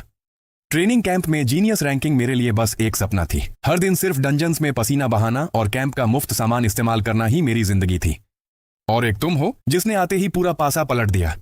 ची गुआंग ने लू फांग को एक एक करके सारे खजाने अपने स्टोरेज स्पेस में भरते देखा तो वो भी मजाक उड़ाए बिना नहीं रह सका। भाई लू फांग, तुम तो रातों रात सीधे कुबेर बन गए। सबके साथ थोड़ी देर हंसी मजाक करने के बाद लू फांग चुपचाप एक शांत कोने में चला गया। अब उसके पास केवल epic level class equipment blind box खोलना बाकी था। लू फांग ने अपने होंठों पर जीभ फेरी, हाथ रगड़े और लकी कॉइन का सहारा लेकर सीधे एक्टिवेट का ऑप्शन चुन लिया। बज! आसमान की तरफ एक चमकदार बैंगनी रोशनी फूटी और लू फांग के हाथों में गहरे सुनहरे रंग की एक अनोखी दरांती धीरे धीरे प्रकट होने लगी, जिसकी धार से ठंडी बैंगनी चमक निकल रही थी। बधाई हो, तुमने एपिक वेपन प्राप्त कर लिया है, द लीक कटिंग साइथ। लीक काटने वाली दरांती। इस अजीब और मजाकिया नाम को देखकर लू फांग ने अपनी भौहें उठाईं और फौरन उसके एट्रीब्यूट्स चेक करने लगा। इक्विपमेंट नाम लीक कटिंग साइथ, दुर्लभता epic, attribute bonus strength +20%, agility +20%। अतिरिक्त स्किल हार्वेस्टिंग लीक्स एक्टिव। जब टारगेट का गोल्ड बैलेंस 0 हो और उसकी हेल्थ 20% से कम हो जाए तो एक फिनिशिंग ब्लो चलाया जा सकता है जो सीधे टारगेट की मैक्सिमम हेल्थ का 20% काट देगा। एट्रीब्यूट्स का ब्यौरा पढ़ते ही लू फांग के मुंह से एक ठंडी सांस निकल गई। बाप रे, यह वाकई बेहतरीन से भी बेहतरीन हथियार था। सिर्फ इसके बेसिक बोनस ही स्ट्रेंथ और एजिलिटी को सीधे 20% बढ़ा रहे थे। लेकिन जो चीज इसे सबसे ज्यादा खतरनाक बनाती थी वो थी इसकी जुड़ी हुई स्किल हार्वेस्टिंग लीक्स। शर्त थोड़ी कड़ी है, सामने वाले के पास 0 गोल्ड होना चाहिए। लू फांग ने अपनी ठोड़ी पर हाथ फेरा, पर उसके होंठों की मुस्कान धीरे धीरे और गहरी होती चली गई। अगर यह हथियार किसी और को मिलता तो यह स्किल शायद बेकार होती, क्योंकि बिना पैसों के बाहर कौन निकलता है। लेकिन किस्मत से यह चीज सीधे मेरे हाथों में आई है। उसकी अपनी टेरिटरी में वो कीमतें अपनी मर्जी से आसमान पर पहुंचा सकता था। जब तक दुश्मन कोई असीम दौलत वाला भगवान ना हो, वो उसकी जेब पूरी तरह खाली कर सकता था। और एक बार पैसे खत्म हुए तो हेल्थ को 20% के नीचे लाते ही दरांती का एक सीधा वार किसी भी डिफेंस को नजरअंदाज करके दुश्मन को मौके पर ही खत्म कर देगा। बचने की कोई गुंजाइश ही नहीं बचेगी। सही तरीके से इस्तेमाल करने पर यह एक ऐसा जानलेवा वार था जो एक ही झटके में पूरी दुनिया का फैसला बदल सकता था। मजा आ गया। लू फांग ने बड़े प्यार से उस ठंडे हैंडल को छुआ। क्लास बदलने के बाद यह उसका पहला असली हथियार था। उसका मन कर रहा था कि अभी इसी वक्त सीक्रेट रियल में कूद पड़े और किसी बड़े बॉस पर इस धार को आजमा कर देखे। तियानलोंग के रेस्ट एरिया के दूसरे कोने में जो चेंग्यू एक चट्टान पर बैठा तिरछी नजरों से लू फांग को ही देख रहा था। जब जो चेंग्यू ने हथियार खोलने के बाद लू फांग के चेहरे पर वो बेकाबू कान तक फैली मुस्कान देखी तो उसका दिल एक पल के लिए धड़कना भूल गया। लानत है, जो चेंग्यू ने मन ही मन खुद को कोसा। भले ही उसे उस हथियार के असली एट्रीब्यूट्स का पता नहीं था, लेकिन कोई बेवकूफ भी समझ सकता था कि जो चीज इस मॉन्स्टर को इतना खुश कर दे वो कितनी भयानक होगी। यह लड़का पहले से ही एक आफत था और अब इसे यह टॉप टियर एपिक हथियार भी मिल गया। यह तो पहले से भी कई गुना ज्यादा खतरनाक बन चुका है। जो चेंग्यू ने लाचारी से अपना सिर नीचे झुका लिया और जमीन पर उगी सूखी घास को नोचने लगा। ऐसा लग रहा था कि उसके और लू फांग के बीच का फासला कम होने के बजाय और ज्यादा बढ़ता जा रहा था। लेकिन यह निराशा जो चेंग्यू के दिमाग में 3 सेकंड से ज्यादा नहीं टिकी। अचानक उसके जहन में एक शानदार ख्याल कौंधा। रुको जरा, मैं उससे आगे निकलने के बारे में सोच ही क्यों रहा हूं? हम दोनों तो अब सबसे बेहतरीन पार्टनर्स हैं। अगर लू फांग ताकतवर बनता है तो इसका मतलब यह हुआ कि मेरी ताकत भी बढ़ रही है। हाँ, बिल्कुल यही बात है। यह समझते ही जो चेंग्यू के चेहरे का सारा तनाव गायब हो गया और उसका मूड एकदम हल्का हो गया। उसका मजबूत होना तो बहुत अच्छा है, सच में बहुत अच्छा है। वो मन ही मन बुदबुदाया। मैदान का शोर धीरे धीरे थमने लगा और पूरा कैंप दोबारा शांति की चादर में लिपट गया। अगले 2 दिनों तक सीक्रेट रियल्म के आने वाले खतरे के लिए खुद को तरोताजा रखने के लिए ज्यादातर एलीट्स अपने टेंटों में आराम करते रहे। लेकिन ताकत के दम पर चलने वाली इस दुनिया में जो जितना मजबूत होता है, लोग उसी के इर्द गिर्द मंडराते हैं। पिछले मैच में लू फांग के कमाल के खेल की वजह से पिछले 2 दिनों में कई देशों के एलीट्स उससे दोस्ती करने के बहाने ढूंढ ढूंढ कर आने लगे थे। यहां तक कि जिंगबिन, जिसे लू फांग ने इतना धोया था कि वो अपने वजूद पर शक करने लगा था, वो भी अपने जख्म ठीक होते ही बेशर्मों की तरह बातें करने आ पहुंचा। भीड़ के इस उत्साह के सामने भी लू फांग ने शालीनता बनाए रखी और बिना घमंड दिखाए हर किसी से सलीके से बात की। सिर्फ 2 दिनों के भीतर लू फांग चारों देशों के एलीट सर्किल में सबसे जाना पहचाना चेहरा बन चुका था और वो वेई शुकी जैसे पुराने मेंबर्स से भी ज्यादा लोगों को जानने लगा था। आखिरकार तीसरे दिन की दोपहर आ पहुंची। अचानक हर किसी को महसूस हुआ कि आसपास की हवा भारी और चिपचिपी होने लगी थी। बज। ठीक उसी पल पूरा मैदान बड़ी जोर से कांप उठा। यह कंपन जमीन के नीचे से नहीं आ रहा था, बल्कि चारों तरफ की हवा से उठ रहा था, मानो पूरी दुनिया का ताना बाना फटने वाला हो। वे आ गए। कैंप के किनारे पहरा दे रहे शियाबो ने अचानक अपनी आंखें खोली और भारी आवाज में चेतावनी दी। शियाबो की पुकार सुनते ही मैदान में मौजूद अलग अलग देशों के सारे एलीट लड़ाके एक साथ अपनी जगह पर खड़े हो गए। खनक, कांच टूटने जैसी एक तीखी आवाज हवा में गूंजी और पूरे मैदान के ऊपर मनमोहक और रहस्यमयी बहुरंगी रोशनी फैलने लगी। उस बंजर जमीन पर एक प्राचीन और वीरान खंडहर की धुंधली सी परछाई धीरे धीरे उभरने लगी। सीक्रेट रियल्म खुल चुका है। शियाबो मुड़े। उनका चेहरा पहले से कहीं ज्यादा गंभीर हो गया था। अपनी कलाई को झटका देकर उन्होंने चांदी जैसी चमक वाले तावीज निकाले और तियानलोंग स्क्वाड के 10 सदस्यों को 3-3 तावीज बांट दिए। यह वॉइड ब्रेकिंग तावीज है। शियाबो ने तेजी से हिदायतें देनी शुरू की। सब लोग अभी एक तावीज तोड़ दो और तुम सीक्रेट रियल में दाखिल हो जाओगे। अंदर जाने के बाद चाहे तुम्हारा सामना किसी भी चीज से हो, याद रखना ठीक 20 दिन बाद तुम्हें उसी शुरुआती लैंडिंग पॉइंट पर वापस इकट्ठा होना है। फिर दूसरा तावीज तोड़कर बाहर टेलीपोर्ट हो जाना और तीसरा तावीज तुम्हारे बैकअप के लिए है, किसी अनहोनी की सूरत में। शियाबो ने एक गहरी सांस ली। लॉर्ड जियांगी की नई गणना के मुताबिक यह सीक्रेट रियल्म ज्यादा से ज्यादा 21 दिनों तक ही खुला रह सकता है। अगर वक्त खत्म हो गया तो चाहे तुम्हारे पास कितने भी तावीज क्यों ना हो, तुम किसी भी कीमत पर बाहर नहीं निकल पाओगे। शियाबो की इस सख्त चेतावनी को सुनकर तियानलोंग के सभी साथियों के चेहरे खींच गए। समझ गए, सबने एक सुर में जवाब दिया। ठीक है, फालतू बातें बंद, अब निकलो। शियाबो ने हाथ हिलाकर इशारा किया। वेई शुकी, ची गुआंग और बाकियों ने एक दूसरे को देखा और अपने वॉइड ब्रेकिंग तावीज को हाथ में मसल दिया। बज बज बज। कैंप के भीतर चांदी जैसी चमकदार रोशनी की कई लकीरें चमक उठीं। अगले ही पल तियानलोंग स्क्वाड के 10 लोग अपनी जगह से पूरी तरह गायब हो चुके थे।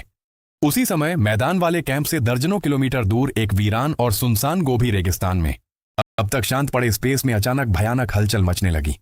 बज। टेलीपोर्टेशन की एक जोरदार लहर के साथ सैकड़ों लोग उस बंजर रेगिस्तान में प्रकट हो गए। बिना किसी अपवाद के इन सभी लोगों ने ढीले सफेद लबादे पहन रखे थे और चेहरे पर बिना किसी नैन नक्श वाले सादे सफेद नकाब लगा रखे थे। ये कोई और नहीं, हेवनली पनिशमेंट टेम्पल की एलीट फोर्स थी। और इन सफेद लबादे वालों के प्रकट होने के ठीक अगले ही सेकंड उनकी कतारों के दोनों तरफ स्पेस में फिर से लहरें उठने लगीं। बाईं तरफ लगभग 100 लोग अचानक हवा से बाहर निकल आए। ये लोग अजीबोगरीब कपड़ों में थे, कुछ तो नंगे बदन थे और उनके पूरे जिस्म पर खून जैसे लाल अजीबोगरीब टोटेम्स बने हुए थे। उनकी आंखें घमंडी और खूंखार थीं और उनसे खून की ऐसी सड़ांध भरी बदबू आ रही थी मानो वो अभी अभी नरक की गहराइयों से रेंग कर बाहर आए हों।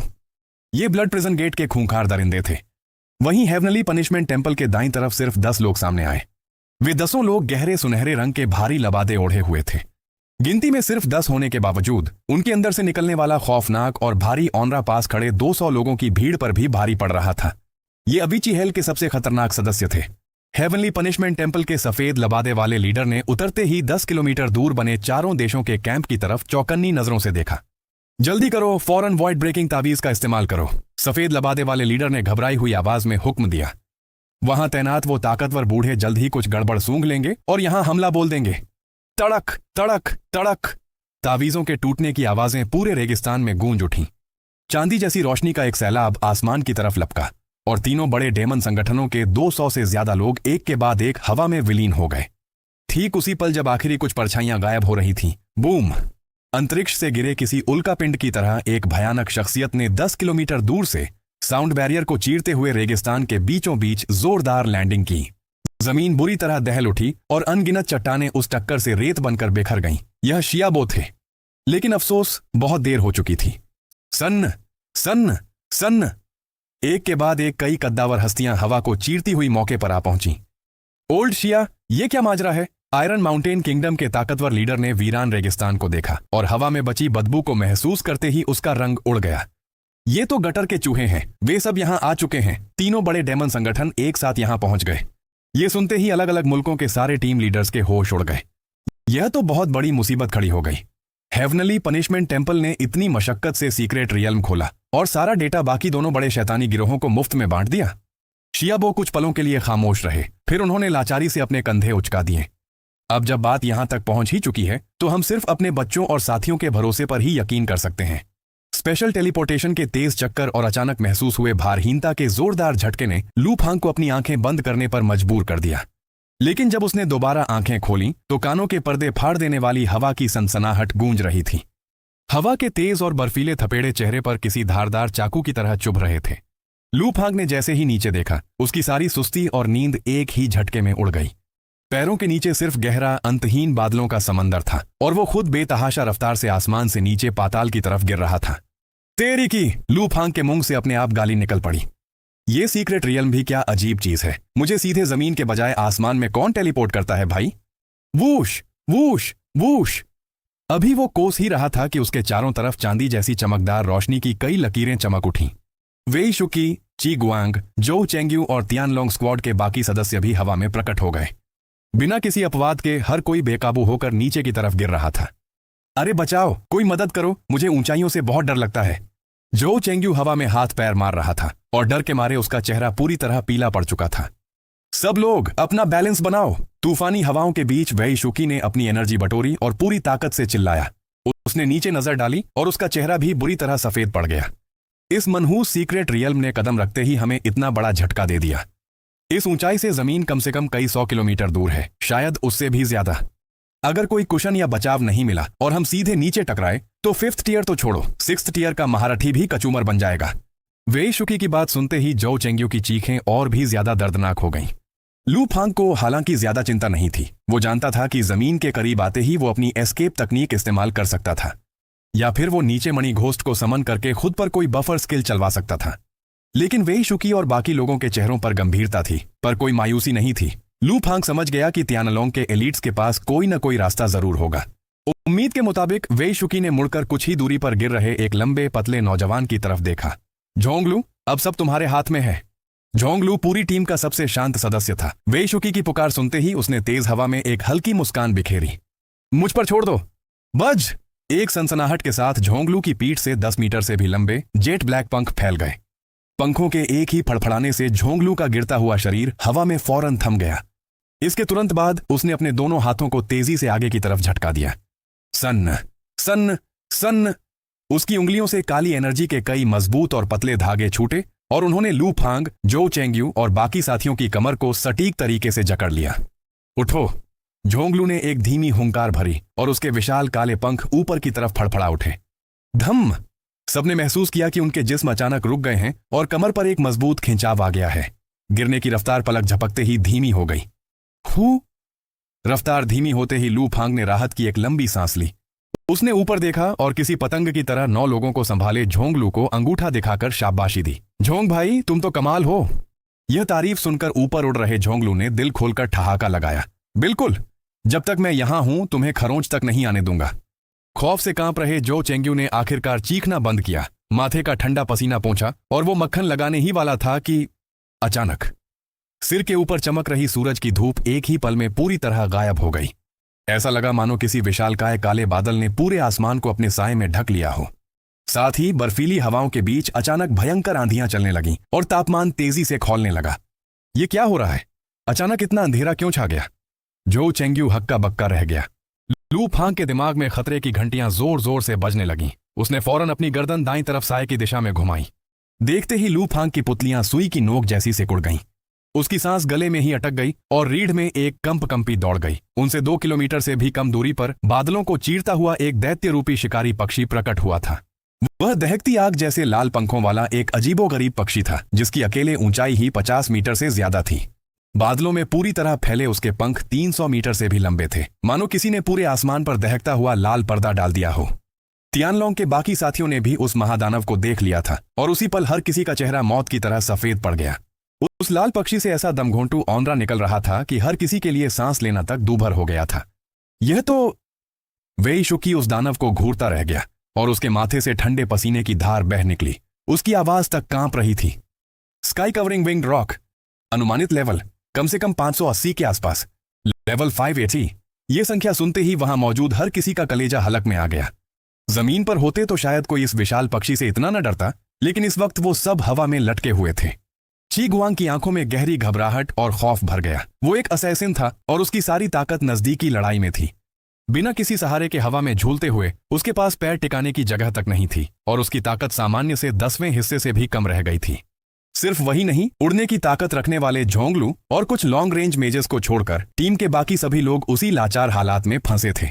सब लोग बिल्कुल शांत रहो, ची गुआंग ने फुसफुसाते हुए अपनी आवाज धीमी की। कोई हिलेगा नहीं और कोई ऐसी स्किल इस्तेमाल मत करना जिससे इसका ध्यान हमारी तरफ खिंचे। अगर जंग छिड़ गई तो हम हवा में बैठे बैठाए शिकार बन जाएंगे। ची गुआंग ने मन ही मन दुआ मांगी। चलो देखते हैं कि क्या होता है। शायद यह सिर्फ यहां से गुजर रहा हो और इसकी हमसे कोई दुश्मनी ना हो। हवा में लटके तियानलोंग के 10 लोग अपनी सांसें रोके खड़े थे और उनकी मांसपेशियां पत्थर की तरह अकड़ चुकी थीं। आसमान को ढकने वाले उस विंग्ड रॉक ने तुरंत कोई हमला नहीं किया। उसने पहले अपने विशाल पंखों को थोड़ा समेटा और धीरे धीरे उस पूरे झुंड के चारों तरफ 2 चक्कर लगाए। मकान जितनी बड़ी उन विशाल आंखों में इंसानों जैसी उत्सुकता चमक रही थी, मानो उसने कोई नया खिलौना देख लिया हो। यह आखिर करना क्या चाहता है? जो चेंग्यू के दांत डर के मारे कटकटाने लगे। अचानक स्काई कवरिंग विंग्ड रॉक ने अपनी धारदार चोंच खोली, इतनी बड़ी कि की पूरी इमारत को एक ही बार में निगल जाए। हू! उसने कोई जानलेवा एनर्जी बीम नहीं छोड़ी, बल्कि बस उन सब पर एक गहरी सांस फूंक दी। 300 मीटर लंबे उस महादानव के लिए यह शायद एक मामूली सी सांस थी, लेकिन हवा में लटके लू फांग और उसके साथियों के लिए यह 12वीं श्रेणी के भयानक समुद्री तूफान से कम नहीं थी। तेरी की हवा का एक बेकाबू बवंडर सीधे उनके ऊपर आ गिरा और सीधे गिर रहे 10 लोग एक ही पल में कई किलोमीटर दूर उछल गए। पूरी दुनिया उनकी आंखों के सामने गोल गोल घूमने लगी। ची! अपनी एक ही सांस से उन नन्ही चींटियों को आसमान में तितर बितर होते देख स्काई कवरिंग विंग्ड रॉक ने खुशी से एक तीखी आवाज निकाली। वह दानव साफ तौर पर बेहद रोमांचित हो चुका था। उसने अपने विशाल पंखों को एक ही झटका दिया और पलक झपकते ही कई किलोमीटर की दूरी तय करके दोबारा उस झुंड के बगल में आ पहुंचा। हू! हवा का एक और प्रचंड बवंडर उसकी चोंच से छूटा, जिसने पूरी टीम को फिर से उठाकर कई किलोमीटर दूर फेंक दिया। आ! तेज हवाओं के थपेड़ों में सब बेकाबू होकर इधर उधर उड़ने लगे। लानत है, ये क्या बकवास है? ची गुआंग का सिर बुरी तरह चकरा गया था और वो गालियों पर उतर आया। क्या यह मनहूस पक्षी हमें कोई बैडमिंटन की चिड़िया समझ रहा है? गरजती हवाओं के बीच वेई शुकी का चेहरा पीला पड़ चुका था। उसने अपनी पूरी ताकत से आवाज लगाई, सब लोग मजबूती से थामे रहो। यह दरिंदा अभी हमें मारना नहीं चाहता, यह बस हमारे साथ मजे ले रहा है। लेकिन उन सबको संभाल रहे झोंगलू की हालत बहुत खराब हो चुकी थी। उसके माथे की नसें फूल आई थीं और पीठ पर लगे काले पंख तूफान में बेकाबू होकर कांप रहे थे। नहीं कैप्टन, झोंगलू दर्द से कराहते हुए चिल्लाया, हम इसे ऐसे बार बार हवा फेंकने नहीं दे सकते। हवा का बहाव बहुत बेकाबू है। मेरी एनर्जी लाइंस अपनी आखिरी सीमा पर पहुंच चुकी है। अगर यह धागा टूटा तो सब बिखर कर नीचे गिर जाएंगे। यह सुनते ही हर किसी का कलेजा कांप उठा। कैप्टन, हम यहां सिर्फ हाथ पर हाथ रखकर अपनी मौत का इंतजार नहीं कर सकते। लू फांग ने अपनी आंखें सिकोड़ते हुए आंधी में आवाज लगाई, अगर यह यहां से नहीं जा रहा तो हमें इस पर हमला करके इसे जख्मी करना होगा और यहां से भगाना होगा। वेई शुकी ने अपने दांत भींचे। उसकी आंखों में एक पक्का इरादा चमक उठा। ठीक है, यही एक रास्ता है। जिनके पास भी लॉन्ग रेंज अटैक है, फायर करो। लानत है, मैं कब से अपने हाथ रोके बैठा था। गुस्से से खौल रहे ची गुआंग ने सबसे पहले अपना वार छोड़ दिया।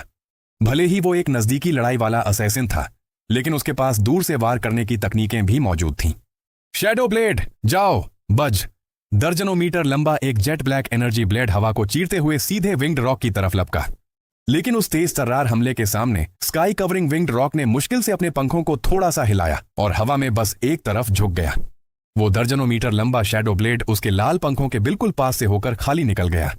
यही नहीं, हमले से बचते ही उस महादानव ने अपनी गर्दन मोड़ी और अपनी विशाल आंखों से नीचे ची गुआंग को एक तंजिया नजर से देखा, मानो कह रहा हो, बस इतना ही? तेरी तो। ची गुआंग गुस्से से इतना पागल हो गया कि उसका खून खौल उठा। एक परिंदे की इतनी औकात कि मुझे नीची नजर से देखे। उसने पागलों की तरह दोनों हाथ चलाए और शैडो ब्लेड्स की एक पूरी आंधी उस दानव की तरफ झोंक दी। मैं भी आ रहा हूं। फायर मेज चेन ली भी पूरी ताकत से गरजा। Exploding fire meteor. चक्की के पार्ट जितने बड़े कई दहकते हुए आग के गोले आसमान में लपके, जिससे आसपास के सारे बादल सुर्ख लाल हो गए। टीम के बाकी सदस्यों ने भी अपने सारे लॉन्ग रेंज स्किल्स छोड़ दिए। एक ही पल में अलग अलग रंगों की जादुई रोशनी का एक खूबसूरत पर्दा आसमान में तन गया। लेकिन सब बेकार, पूरी तरह बेअसर। यह आसमान की असीम ऊंचाई थी जो उड़ने वाले मॉन्स्टर्स का अपना असली इलाका था। इतना विशाल शरीर होने के बावजूद स्काई कवरिंग विंग्ड रॉक ने हवा में ऐसी फुर्ती दिखाई जो उसके आकार से बिल्कुल मेल नहीं खाती थी। वो कभी तेजी से ऊपर उठ जाता तो कभी नीचे गोता लगाता और सारे हमलों के बीच से मजे से निकलता रहा। कोई भी वार उसके एक पर को भी नहीं छू सका। उल्टा उस शैतान परिंदे ने हमलों से बचते हुए भी अपनी चोंच खोली और झुंड पर हवा के कई और झोंके फूंक दिए। उफ! हवा में लटके लोग उन लगातार आते झोंकों से इधर उधर झूलने लगे और उनका संतुलन पूरी तरह बिगड़ गया। धम्म धम्म। सारा खिंचाव सीधे ब्लैक एनर्जी लाइंस के जरिए झोंगलू की पीठ पर पड़ रहा था, जिससे उसके मुंह से दर्द भरी चीख निकल गई। इस पूरे हंगामे के बीच लू फांग पूरी तरह शांत था। वो बिना हिले डुले हालात को भांप रहा था और सही मौके का इंतजार कर रहा था। परिंदा बहुत तेज था और बहुत दूर था। वो इतनी दूरी से उस पर अपनी मौजूदगी लॉक नहीं कर पा रहा था। उसे करीब आने के मौके की तलाश थी। ठीक उसी समय जब सब बेबस नजर आ रहे थे, पीछे छिपे जो चेंग्यू ने अपने दांत भींचे और जोर से दहाड़ा। मुझे एक बार कोशिश करने दो। उसने तेजी से उड़ते विंग्ड रॉक को घूरा। प्रोफेसी लॉक हो चुकी थी। जो चेंग्यू ने अचानक अपना दायां हाथ ऊपर उठाया। Hand of Ashes. बूम! हवा में 10 मीटर से भी लंबा एक विशालकाय राख का हाथ बन गया, जो खौलती हुई तपिश के साथ एक अजीब और पेचीदा रास्ते से विंग्ड रॉक की तरफ लपका। विंग्ड रॉक हमेशा की तरह बचने ही वाला था, लेकिन उसने देखा कि उस राख के हाथ ने उसके उड़ने के सारे संभावित रास्तों का पहले ही अनुमान लगा लिया था। वो चाहे जिस तरफ भी मुड़ता, वो हाथ एक जिद्दी झोंक की तरह उसका रास्ता रोक कर खड़ा था। धमाका! एक जोरदार धमाके के साथ राख का वो विशाल हाथ सीधे स्काई कवरिंग विंग्ड रॉक के बाएं पंख पर जा लगा। ची! विंग्ड रॉक के मुंह से दर्द भरी तीखी चीख निकली और उसकी खूबसूरत उड़ान अचानक लड़खड़ा गई। उसके कई लाल पंख टूटकर नीचे गिरने लगे और बाएं पंख पर एक झुलसा हुआ काला जख्म बन गया, जिससे काला धुआं निकल रहा था। निशाना लग गया! ची गुआंग की आंखें हैरत से फैल गईं और वो खुशी से चिल्ला उठा। कमाल कर दिया लड़के! वेई शुकी की आंखें भी चमक उठीं और उसने दिल खोलकर तारीफ की। प्रोफेसी लॉकिन, लाजवाब, सच में बहुत शानदार। तियानलोंग के इन सीनियर सदस्यों से ऐसी खुली तारीफ सुनकर जो चेंग्यू खुशी से फूला नहीं समाया। टीम में शामिल होने के बाद पहली बार उसे इन दिग्गजों द्वारा दिल से स्वीकार किए जाने का एहसास हुआ था। वो गर्व से 2 बार हंसा, लेकिन जो चेंग्यू की यह हंसी 3 सेकंड भी नहीं टिक सकी। गर्र! एक भयानक और खूंखार दहाड़ सबके कानों में गूंजी, जिसने हर किसी के खून की रफ्तार तेज कर दी और कानों के पर्दे दर्द से फटने लगे। खुद को संभालने के बाद विंग्ड रॉक की विशाल आंखों से वो खिलौनों वाला मजाकिया अंदाज पूरी तरह गायब हो चुका था। उसकी जगह अब सिर्फ और सिर्फ जानलेवा कत्ल का इरादा था। चींटियों के इस झुंड ने उसे सच में बेकाबू गुस्से में ला दिया था। बूम! अपने पंखों के एक ही झटके से हवा के दबाव को चीरते हुए वो महादानव सीधे उस झुंड पर काल बनकर झपटा। साथ ही उसके विशाल पंजे खून जैसी लाल और खौफनाक रोशनी से चमकने लगे थे। बुरा हुआ, ये तो सीरियस हो गया। वेई शुकी का रंग उड़ गया और उसने पागलों की तरह हाथों से सील बनाई। ब्लैक टॉर्टॉइस फॉर्मेशन, डिफेंस, बज! पीली रोशनी वाले सुरक्षा घेरे हवा में प्रकट हुए और सबके सिर के ऊपर कछुए की विशाल ढाल बनकर जम गए। बूम! विंग्ड रॉक का वो खूनी विशाल पंजा पूरी ताकत से उस सुरक्षा कवच पर आ गिरा। तड़क! तड़क! सिर्फ एक ही टक्कर में वेई शुकी का बनाया सुरक्षा कवच चरमरा गया और पूरे कवच पर अनगिनत दरारें फैल गईं। लेकिन गनीमत थी कि वो ढाल अभी भी टूटी नहीं थी और किसी तरह वार झेल गई। चेंग्यू, जल्दी करो, वही मूव दोबारा चलाओ। कवच को संभालते हुए वेई शुकी ने मुड़कर झोउ चेंग्यू पर आवाज लगाई। सीधे उसके उसी जख्म पर वार करो। अभी 1 सेकंड पहले बेवकूफों की तरह हंस रहा झोउ चेंग्यू ये सुनते ही पूरी तरह सन्न रह गया। उसने सब साथियों की उम्मीद भरी निगाहों को देखा और उसकी घिघी बंध गई। वो दरअसल सीनियर वेई, मेरी वो स्किल हैंड ऑफ एशेज इतनी ताकतवर थी क्योंकि उसके लिए प्रोफेसी लॉक लगाना पड़ा था, इसलिए उसका कूल डाउन टाइम कम से कम 3 मिनट का है। झोउ चेंग्यू के मुंह से यह बात निकलते ही पूरी तियानलोंग स्क्वाड का माहौल एक पल में बर्फ की तरह जम गया। ची गुआंग गुस्से से लाल पीला होकर जोर जोर से कोसने लगा। लानत है, पूरे 3 मिनट? इतनी देर तक भला यहां कौन टिक पाएगा? वेई शुकी का कलेजा भी नीचे बैठ गया। उसने नीचे फैले अथाह बादलों की ओर देखा। नहीं, जमीन तक पहुंचने में अभी भी कई मिनट का वक्त बाकी है। अगर हमने इस दरिंदे को यहां से नहीं भगाया तो जमीन पर कदम रखने से पहले ही हमारा काम तमाम हो जाएगा। ठीक उसी वक्त जब हर कोई घोर मायूसी में डूब रहा था, तेज हवाओं के बीच एक शांत आवाज गूंजी। सीनियर्स, आप लोग सिर्फ अपने डिफेंस फॉर्मेशन पर ध्यान दीजिए। सब चौंक गए और उन्होंने मुड़कर देखा। किसी को खबर तक नहीं हुई कि लू फांग कब चुपचाप सबसे आगे आकर खड़ा हो गया था। इस बड़े परिंदे को भगाने का जिम्मा मुझ पर छोड़ दीजिए, लू फांग ने बड़े इत्मीनान से कहा। उसकी बात सुनकर बाकी सब सन्न रह गए, लेकिन लू फांग ने किसी के सवालों की परवाह नहीं की। अभी अभी जब उस विशाल पक्षी ने नीचे गोता लगाकर अपने पंजों से फॉर्मेशन पर हमला किया था, लू फांग ने आखिरकार उसकी मौजूदगी को लॉक कर लिया था। लू फांग ने अपनी कलाई को धीरे से झटका दिया और उसकी उंगलियों के पोरों पर एक चमकदार सुनहरी रोशनी नाचने लगी। May your currency shine ever bright sun. वो सोने का सिक्का रोशनी की लकीर बनकर वेई शुकी के सुरक्षा घेरे को चीरता हुआ सीधे उस महादानव की तरफ लपका। हवा में मंडराते हुए स्काई कवरिंग विंग्ड रॉक जैसे ही अपना दूसरा पंजा मारने ही वाला था, उस सुनहरी रोशनी की चमक उसकी विशाल आंखों में कौंधी। उसकी आंखों में इंसानों जैसी घिन और बेरुखी साफ नजर आई। उसने सिक्के को नजरअंदाज करते हुए बस लापरवाही से अपनी गर्दन एक तरफ मोड़ ली। सर! वो सोने का सिक्का सचमुच उसके पंजों के पास से होकर हवा में खाली निकल गया। लेकिन ठीक अगले ही सेकंड जो सिक्का साफ तौर पर आगे निकल चुका था, उसने हवा में अचानक 90 डिग्री का एक तेज और हैरतअंगेज मोड़ ले लिया। बूम! हवा में एक सोनिक बूम गूंजा। सिक्के की रफ्तार एक झटके में दोगुनी हो गई और वो सीधे विंग्ड रॉक के सिर के पिछले हिस्से पर लपका। छी! विंग्ड रॉक बुरी तरह हड़बड़ा गया। उसने हवा में तेजी से गुलाटी खाई और उस अचानक हुए वार से बाल बाल बचा। लेकिन इससे पहले कि वो संभल पाता, सन्न सन्न सन्न, मानो उस सिक्के के पास अपनी आंखें थीं, वो हवा में पागलों की तरह आगे पीछे मुड़ने लगा। हर मोड़ के साथ सिक्के की रफ्तार बेतहाशा बढ़ती जा रही थी। सिर्फ 2 सेकंड के भीतर वो सोने का सिक्का बिजली की एक ऐसी चमक बन गया जिसे नंगी आंखों से देख पाना नामुमकिन था। लेवल 500 से ऊपर का वो महादानव आखिरकार समझ गया कि मामला गंभीर है और उसने हवा में पागलों की तरह पैंतरे बदलने शुरू कर दिए। लेकिन वो चाहे जितना ऊपर चढ़े, नीचे गोता लगाए या गुलाटियां खाए, सब बेकार था। आखिरकार रफ्तार के चरम पर पहुंचते ही खचाक! वो सोने का सिक्का विंग्ड रॉक के मजबूत पंखों के डिफेंस को चीरता हुआ सीधे उसके पेट में जा ढंसा। बहुत बढ़िया! ये देखते ही वेई शुकी की आंखें खुशी से चमक उठीं। उसने एक नजर में पहचान लिया कि यह वही तकनीक थी जिससे लू फांग ने कैंप में हरमन की हेकड़ी निकाली थी। वेई शुकी समझ गया कि इस आफत से बचने की असली चाबी लू फांग ही है। सब लोग वही करो जो लू फांग कह रहा है। वेई शुकी ने दहाड़ते हुए तेजी से सील बनाई और अपनी पूरी ताकत कछुए वाली ढाल में झोंक दी। सब लोग अपना घेरा सिकोड़ो और झोंगलू के करीब आओ। साथ ही अपनी सारी डिफेंसिव स्किल्स चालू कर दो। झोंगलू की एनर्जी बचाओ और लू फांग को बिना रोक टोक हमला करने का सुरक्षित माहौल दो। समझ गए? सबने एक सुर में जवाब दिया। शूजियो सबसे आगे आकर खड़ी हो गई और एक विशाल होली लाइट टावर शील्ड का साया उनके आगे आ गिरा, जो वेई शुकी के कवच को और मजबूत कर रहा था। चेन ली, ची गुआंग और बाकी साथियों ने भी अपने अपने सुरक्षा घेरे खोल दिए, जिससे 10 लोग किसी लोहे के अभेद्य बक्से की तरह सुरक्षित हो गए। लू फांग, अब सब तुम्हारे हवाले है, वेई शुकी जोर से चिल्लाया। लू फांग भीड़ के ठीक बीच में खड़ा था। उसने एक लंबी सांस ली और अपने दोनों हाथों को बिजली की तेजी से चलाना शुरू कर दिया। बज बज बज! उसकी उंगलियों से सुनहरी रोशनी की अनगिनत लकीरें चमक उठीं। सन्न सन्न सन्न! अनगिनत सोने के उल्कापिंड फॉर्मेशन की झिड़ियों से बाहर निकले और मानो उनमें जान आ गई हो, वो बाहर उड़ रहे विंग्ड रॉक को नोचने के लिए लपक पड़े। ची! स्काई कवरिंग विंग्ड रॉक गुस्से से पागल होकर चीख उठा। उसने उन परेशान करने वाले सुनहरे कीड़ों से पीछा छुड़ाने की पूरी कोशिश की, लेकिन कोई फायदा नहीं हुआ। वो हवा में चाहे कितने भी मुश्किल करतब दिखाता, सोने के सिक्के हर बार सटीक निशाने पर आकर उसे छलनी करते रहे। धम धम धम! वार टकराने की भारी आवाजें बिना रुके गूंजने लगीं। 5000 का ट्रू डैमेज उसकी भारी भरकम हेल्थ के आगे भले ही कम था, लेकिन वो लगातार और न रुकने वाला असहनीय दर्द उस महादानव को बेकाबू गुस्से में ले आया। जब बच नहीं सकते तो बचने की कोशिश ही क्यों करनी? गर्र! स्काई कवरिंग विंग्ड रॉक ने अचानक अपने पंख समेटे और किसी टूटते तारे की तरह सीधे पूरे झुंड पर टूट पड़ा। बूम! खून जैसे लाल पंजों ने, जो हर चीज को फाड़ देने वाली हवा के दबाव से भरे थे, सीधे डिफेंस फॉर्मेशन पर जोरदार टक्कर मारी।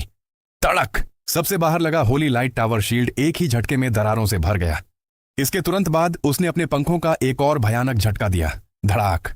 हर किसी को लगा जैसे कोई पहाड़ उनसे टकरा गया हो और 10 लोग अपने सुरक्षा घेरों के साथ हवा में बेकाबू होकर गोल गोल घूमने लगे। उफ उफ! संभाले रहो, सब लोग टिके रहो! वेई शुकी ने अपनी जुबान काटकर कछुए वाली ढाल को टूटने से रोके रखा। उस भयानक चक्कर में हर किसी का सिर घूम गया खून खौलने लगा और आंखों के आगे अंधेरा छाने लगा, लेकिन उनका डिफेंस किसी तरह टिका रहा और टूटा नहीं। और उस पूरे घेरे के ठीक बीचों बीच लू फांग झोंगलू के बनाए एनर्जी के जाल पर खड़ा था और उसी मामूली सहारे से अपना संतुलन बनाए हुए था। बाहर मची उस प्रलयकारी तबाही का उस पर कोई असर नहीं हो रहा था। सन्न सन्न सन्न, उसके हाथों से सोने के सिक्के अभी भी पागलों की तरह बाहर छूट रहे थे। धम धम, बाहर उड़ रहा विंग्ड रॉक हर हमले के साथ और खूंखार होता जा रहा था और उसके वार और हिंसक होते जा रहे थे। वहीं दूसरी तरफ लू फांग के सोने के सिक्के और घने होते जा रहे थे। यह सीधे तौर पर सहन शक्ति और हिम्मत की परीक्षा थी। दम घोंट देने वाले इस गतिरोध में एक एक सेकंड भारी गुजर रहा था। पूरे 1 मिनट के बाद बाहर वार टकराने की आवाजें अचानक थम गईं। हांफने की आवाजें, तेज हवाओं के बीच स्काई कवरिंग विंग्ड रॉक के दर्द से कराहने की धीमी आवाजें साफ सुनी जा सकती थीं। कवच के अंदर से बाहर झांकने वाले हर शख्स के मुंह से हैरत भरी सांस निकल गई। वो कभी घमंडी दिखने वाला विशाल पक्षी अब पहले जैसा रोबीला और खूंखार बिल्कुल नहीं लग रहा था। उसके कभी खूबसूरत और चमकदार दिखने वाले लाल पंख अब ऐसे बिखरे और नोचे हुए थे मानो किसी जंगली कुत्ते ने चबा डाले हों। सबसे खौफनाक नजारा उसके पेट और बाएं पंख का था, जो छोटे छोटे अनगिनत खूनी सुराखों से पूरी तरह छलनी हो चुके थे। गहरे नहीं थे पर अनगिनत थे। छी! विंग्ड रॉक की आंखों का पागलपन अब गायब हो चुका था और उसकी जगह एक गहरे खौफ ने ले ली थी। उसने कछुए की ढाल में दुबकी उन चींटियों को देखा। वो समझ गया था कि अगर लड़ाई यूं ही चलती रही तो ये कभी ना खत्म होने वाले सुनहरे कीड़े उसे यहीं तड़पा तड़पा कर मार डालेंगे। गर्र! विंग्ड रॉक के मुंह से नफरत और लाचारी से भरी एक आखिरी दहाड़ निकली। उसने भीड़ को एक गहरी नजर से देखा, मानो उन चींटियों के चेहरों को अपने जहन में हमेशा के लिए दर्ज कर रहा हो। फिर उसने हवा का एक तेज झोंका उड़ाया और बादलों की ऊंची परतों में तेजी से गोता लगा दिया। पलक झपकते ही वो पूरी तरह गायब हो गया। जब यह पक्का हो गया कि वो दमघोंटू खौफनाक औंदरा पूरी तरह खत्म हो चुका है, तब जाकर सबके तने हुए नर्व्स को चैन मिला। हाफ हाफ, वेईशुकी बुरी तरह थक कर झोंगलू के एनर्जी जाल पर गिर पड़ा और जोर जोर से सांसें लेने लगा। क्या वो सच में चला गया? जो चेंग्यू का चेहरा अभी भी मौत की तरह पीला था और उसकी आवाज कांप रही थी। चला गया। चीगुआंग ने अपने माथे का ठंडा पसीना पोंछा और खौफ के साथ ऊपर बादलों को देखा। लानत है, हम सच में मौत के मुंह से बचकर निकले हैं। मैं अब और नहीं संभाल सकता। ठीक उसी वक्त जो झोंगलू खामोशी से सबको संभाले हुए था, उसके मुंह से एक बेहद कमजोर कराह निकली। उसकी पीठ पर लगे काले पंख अपनी चमक खोकर बेजान होने लगे थे और सबकी कमरों में लिपटे एनर्जी के धागे पागलों की तरह टिमटिमाने लगे थे।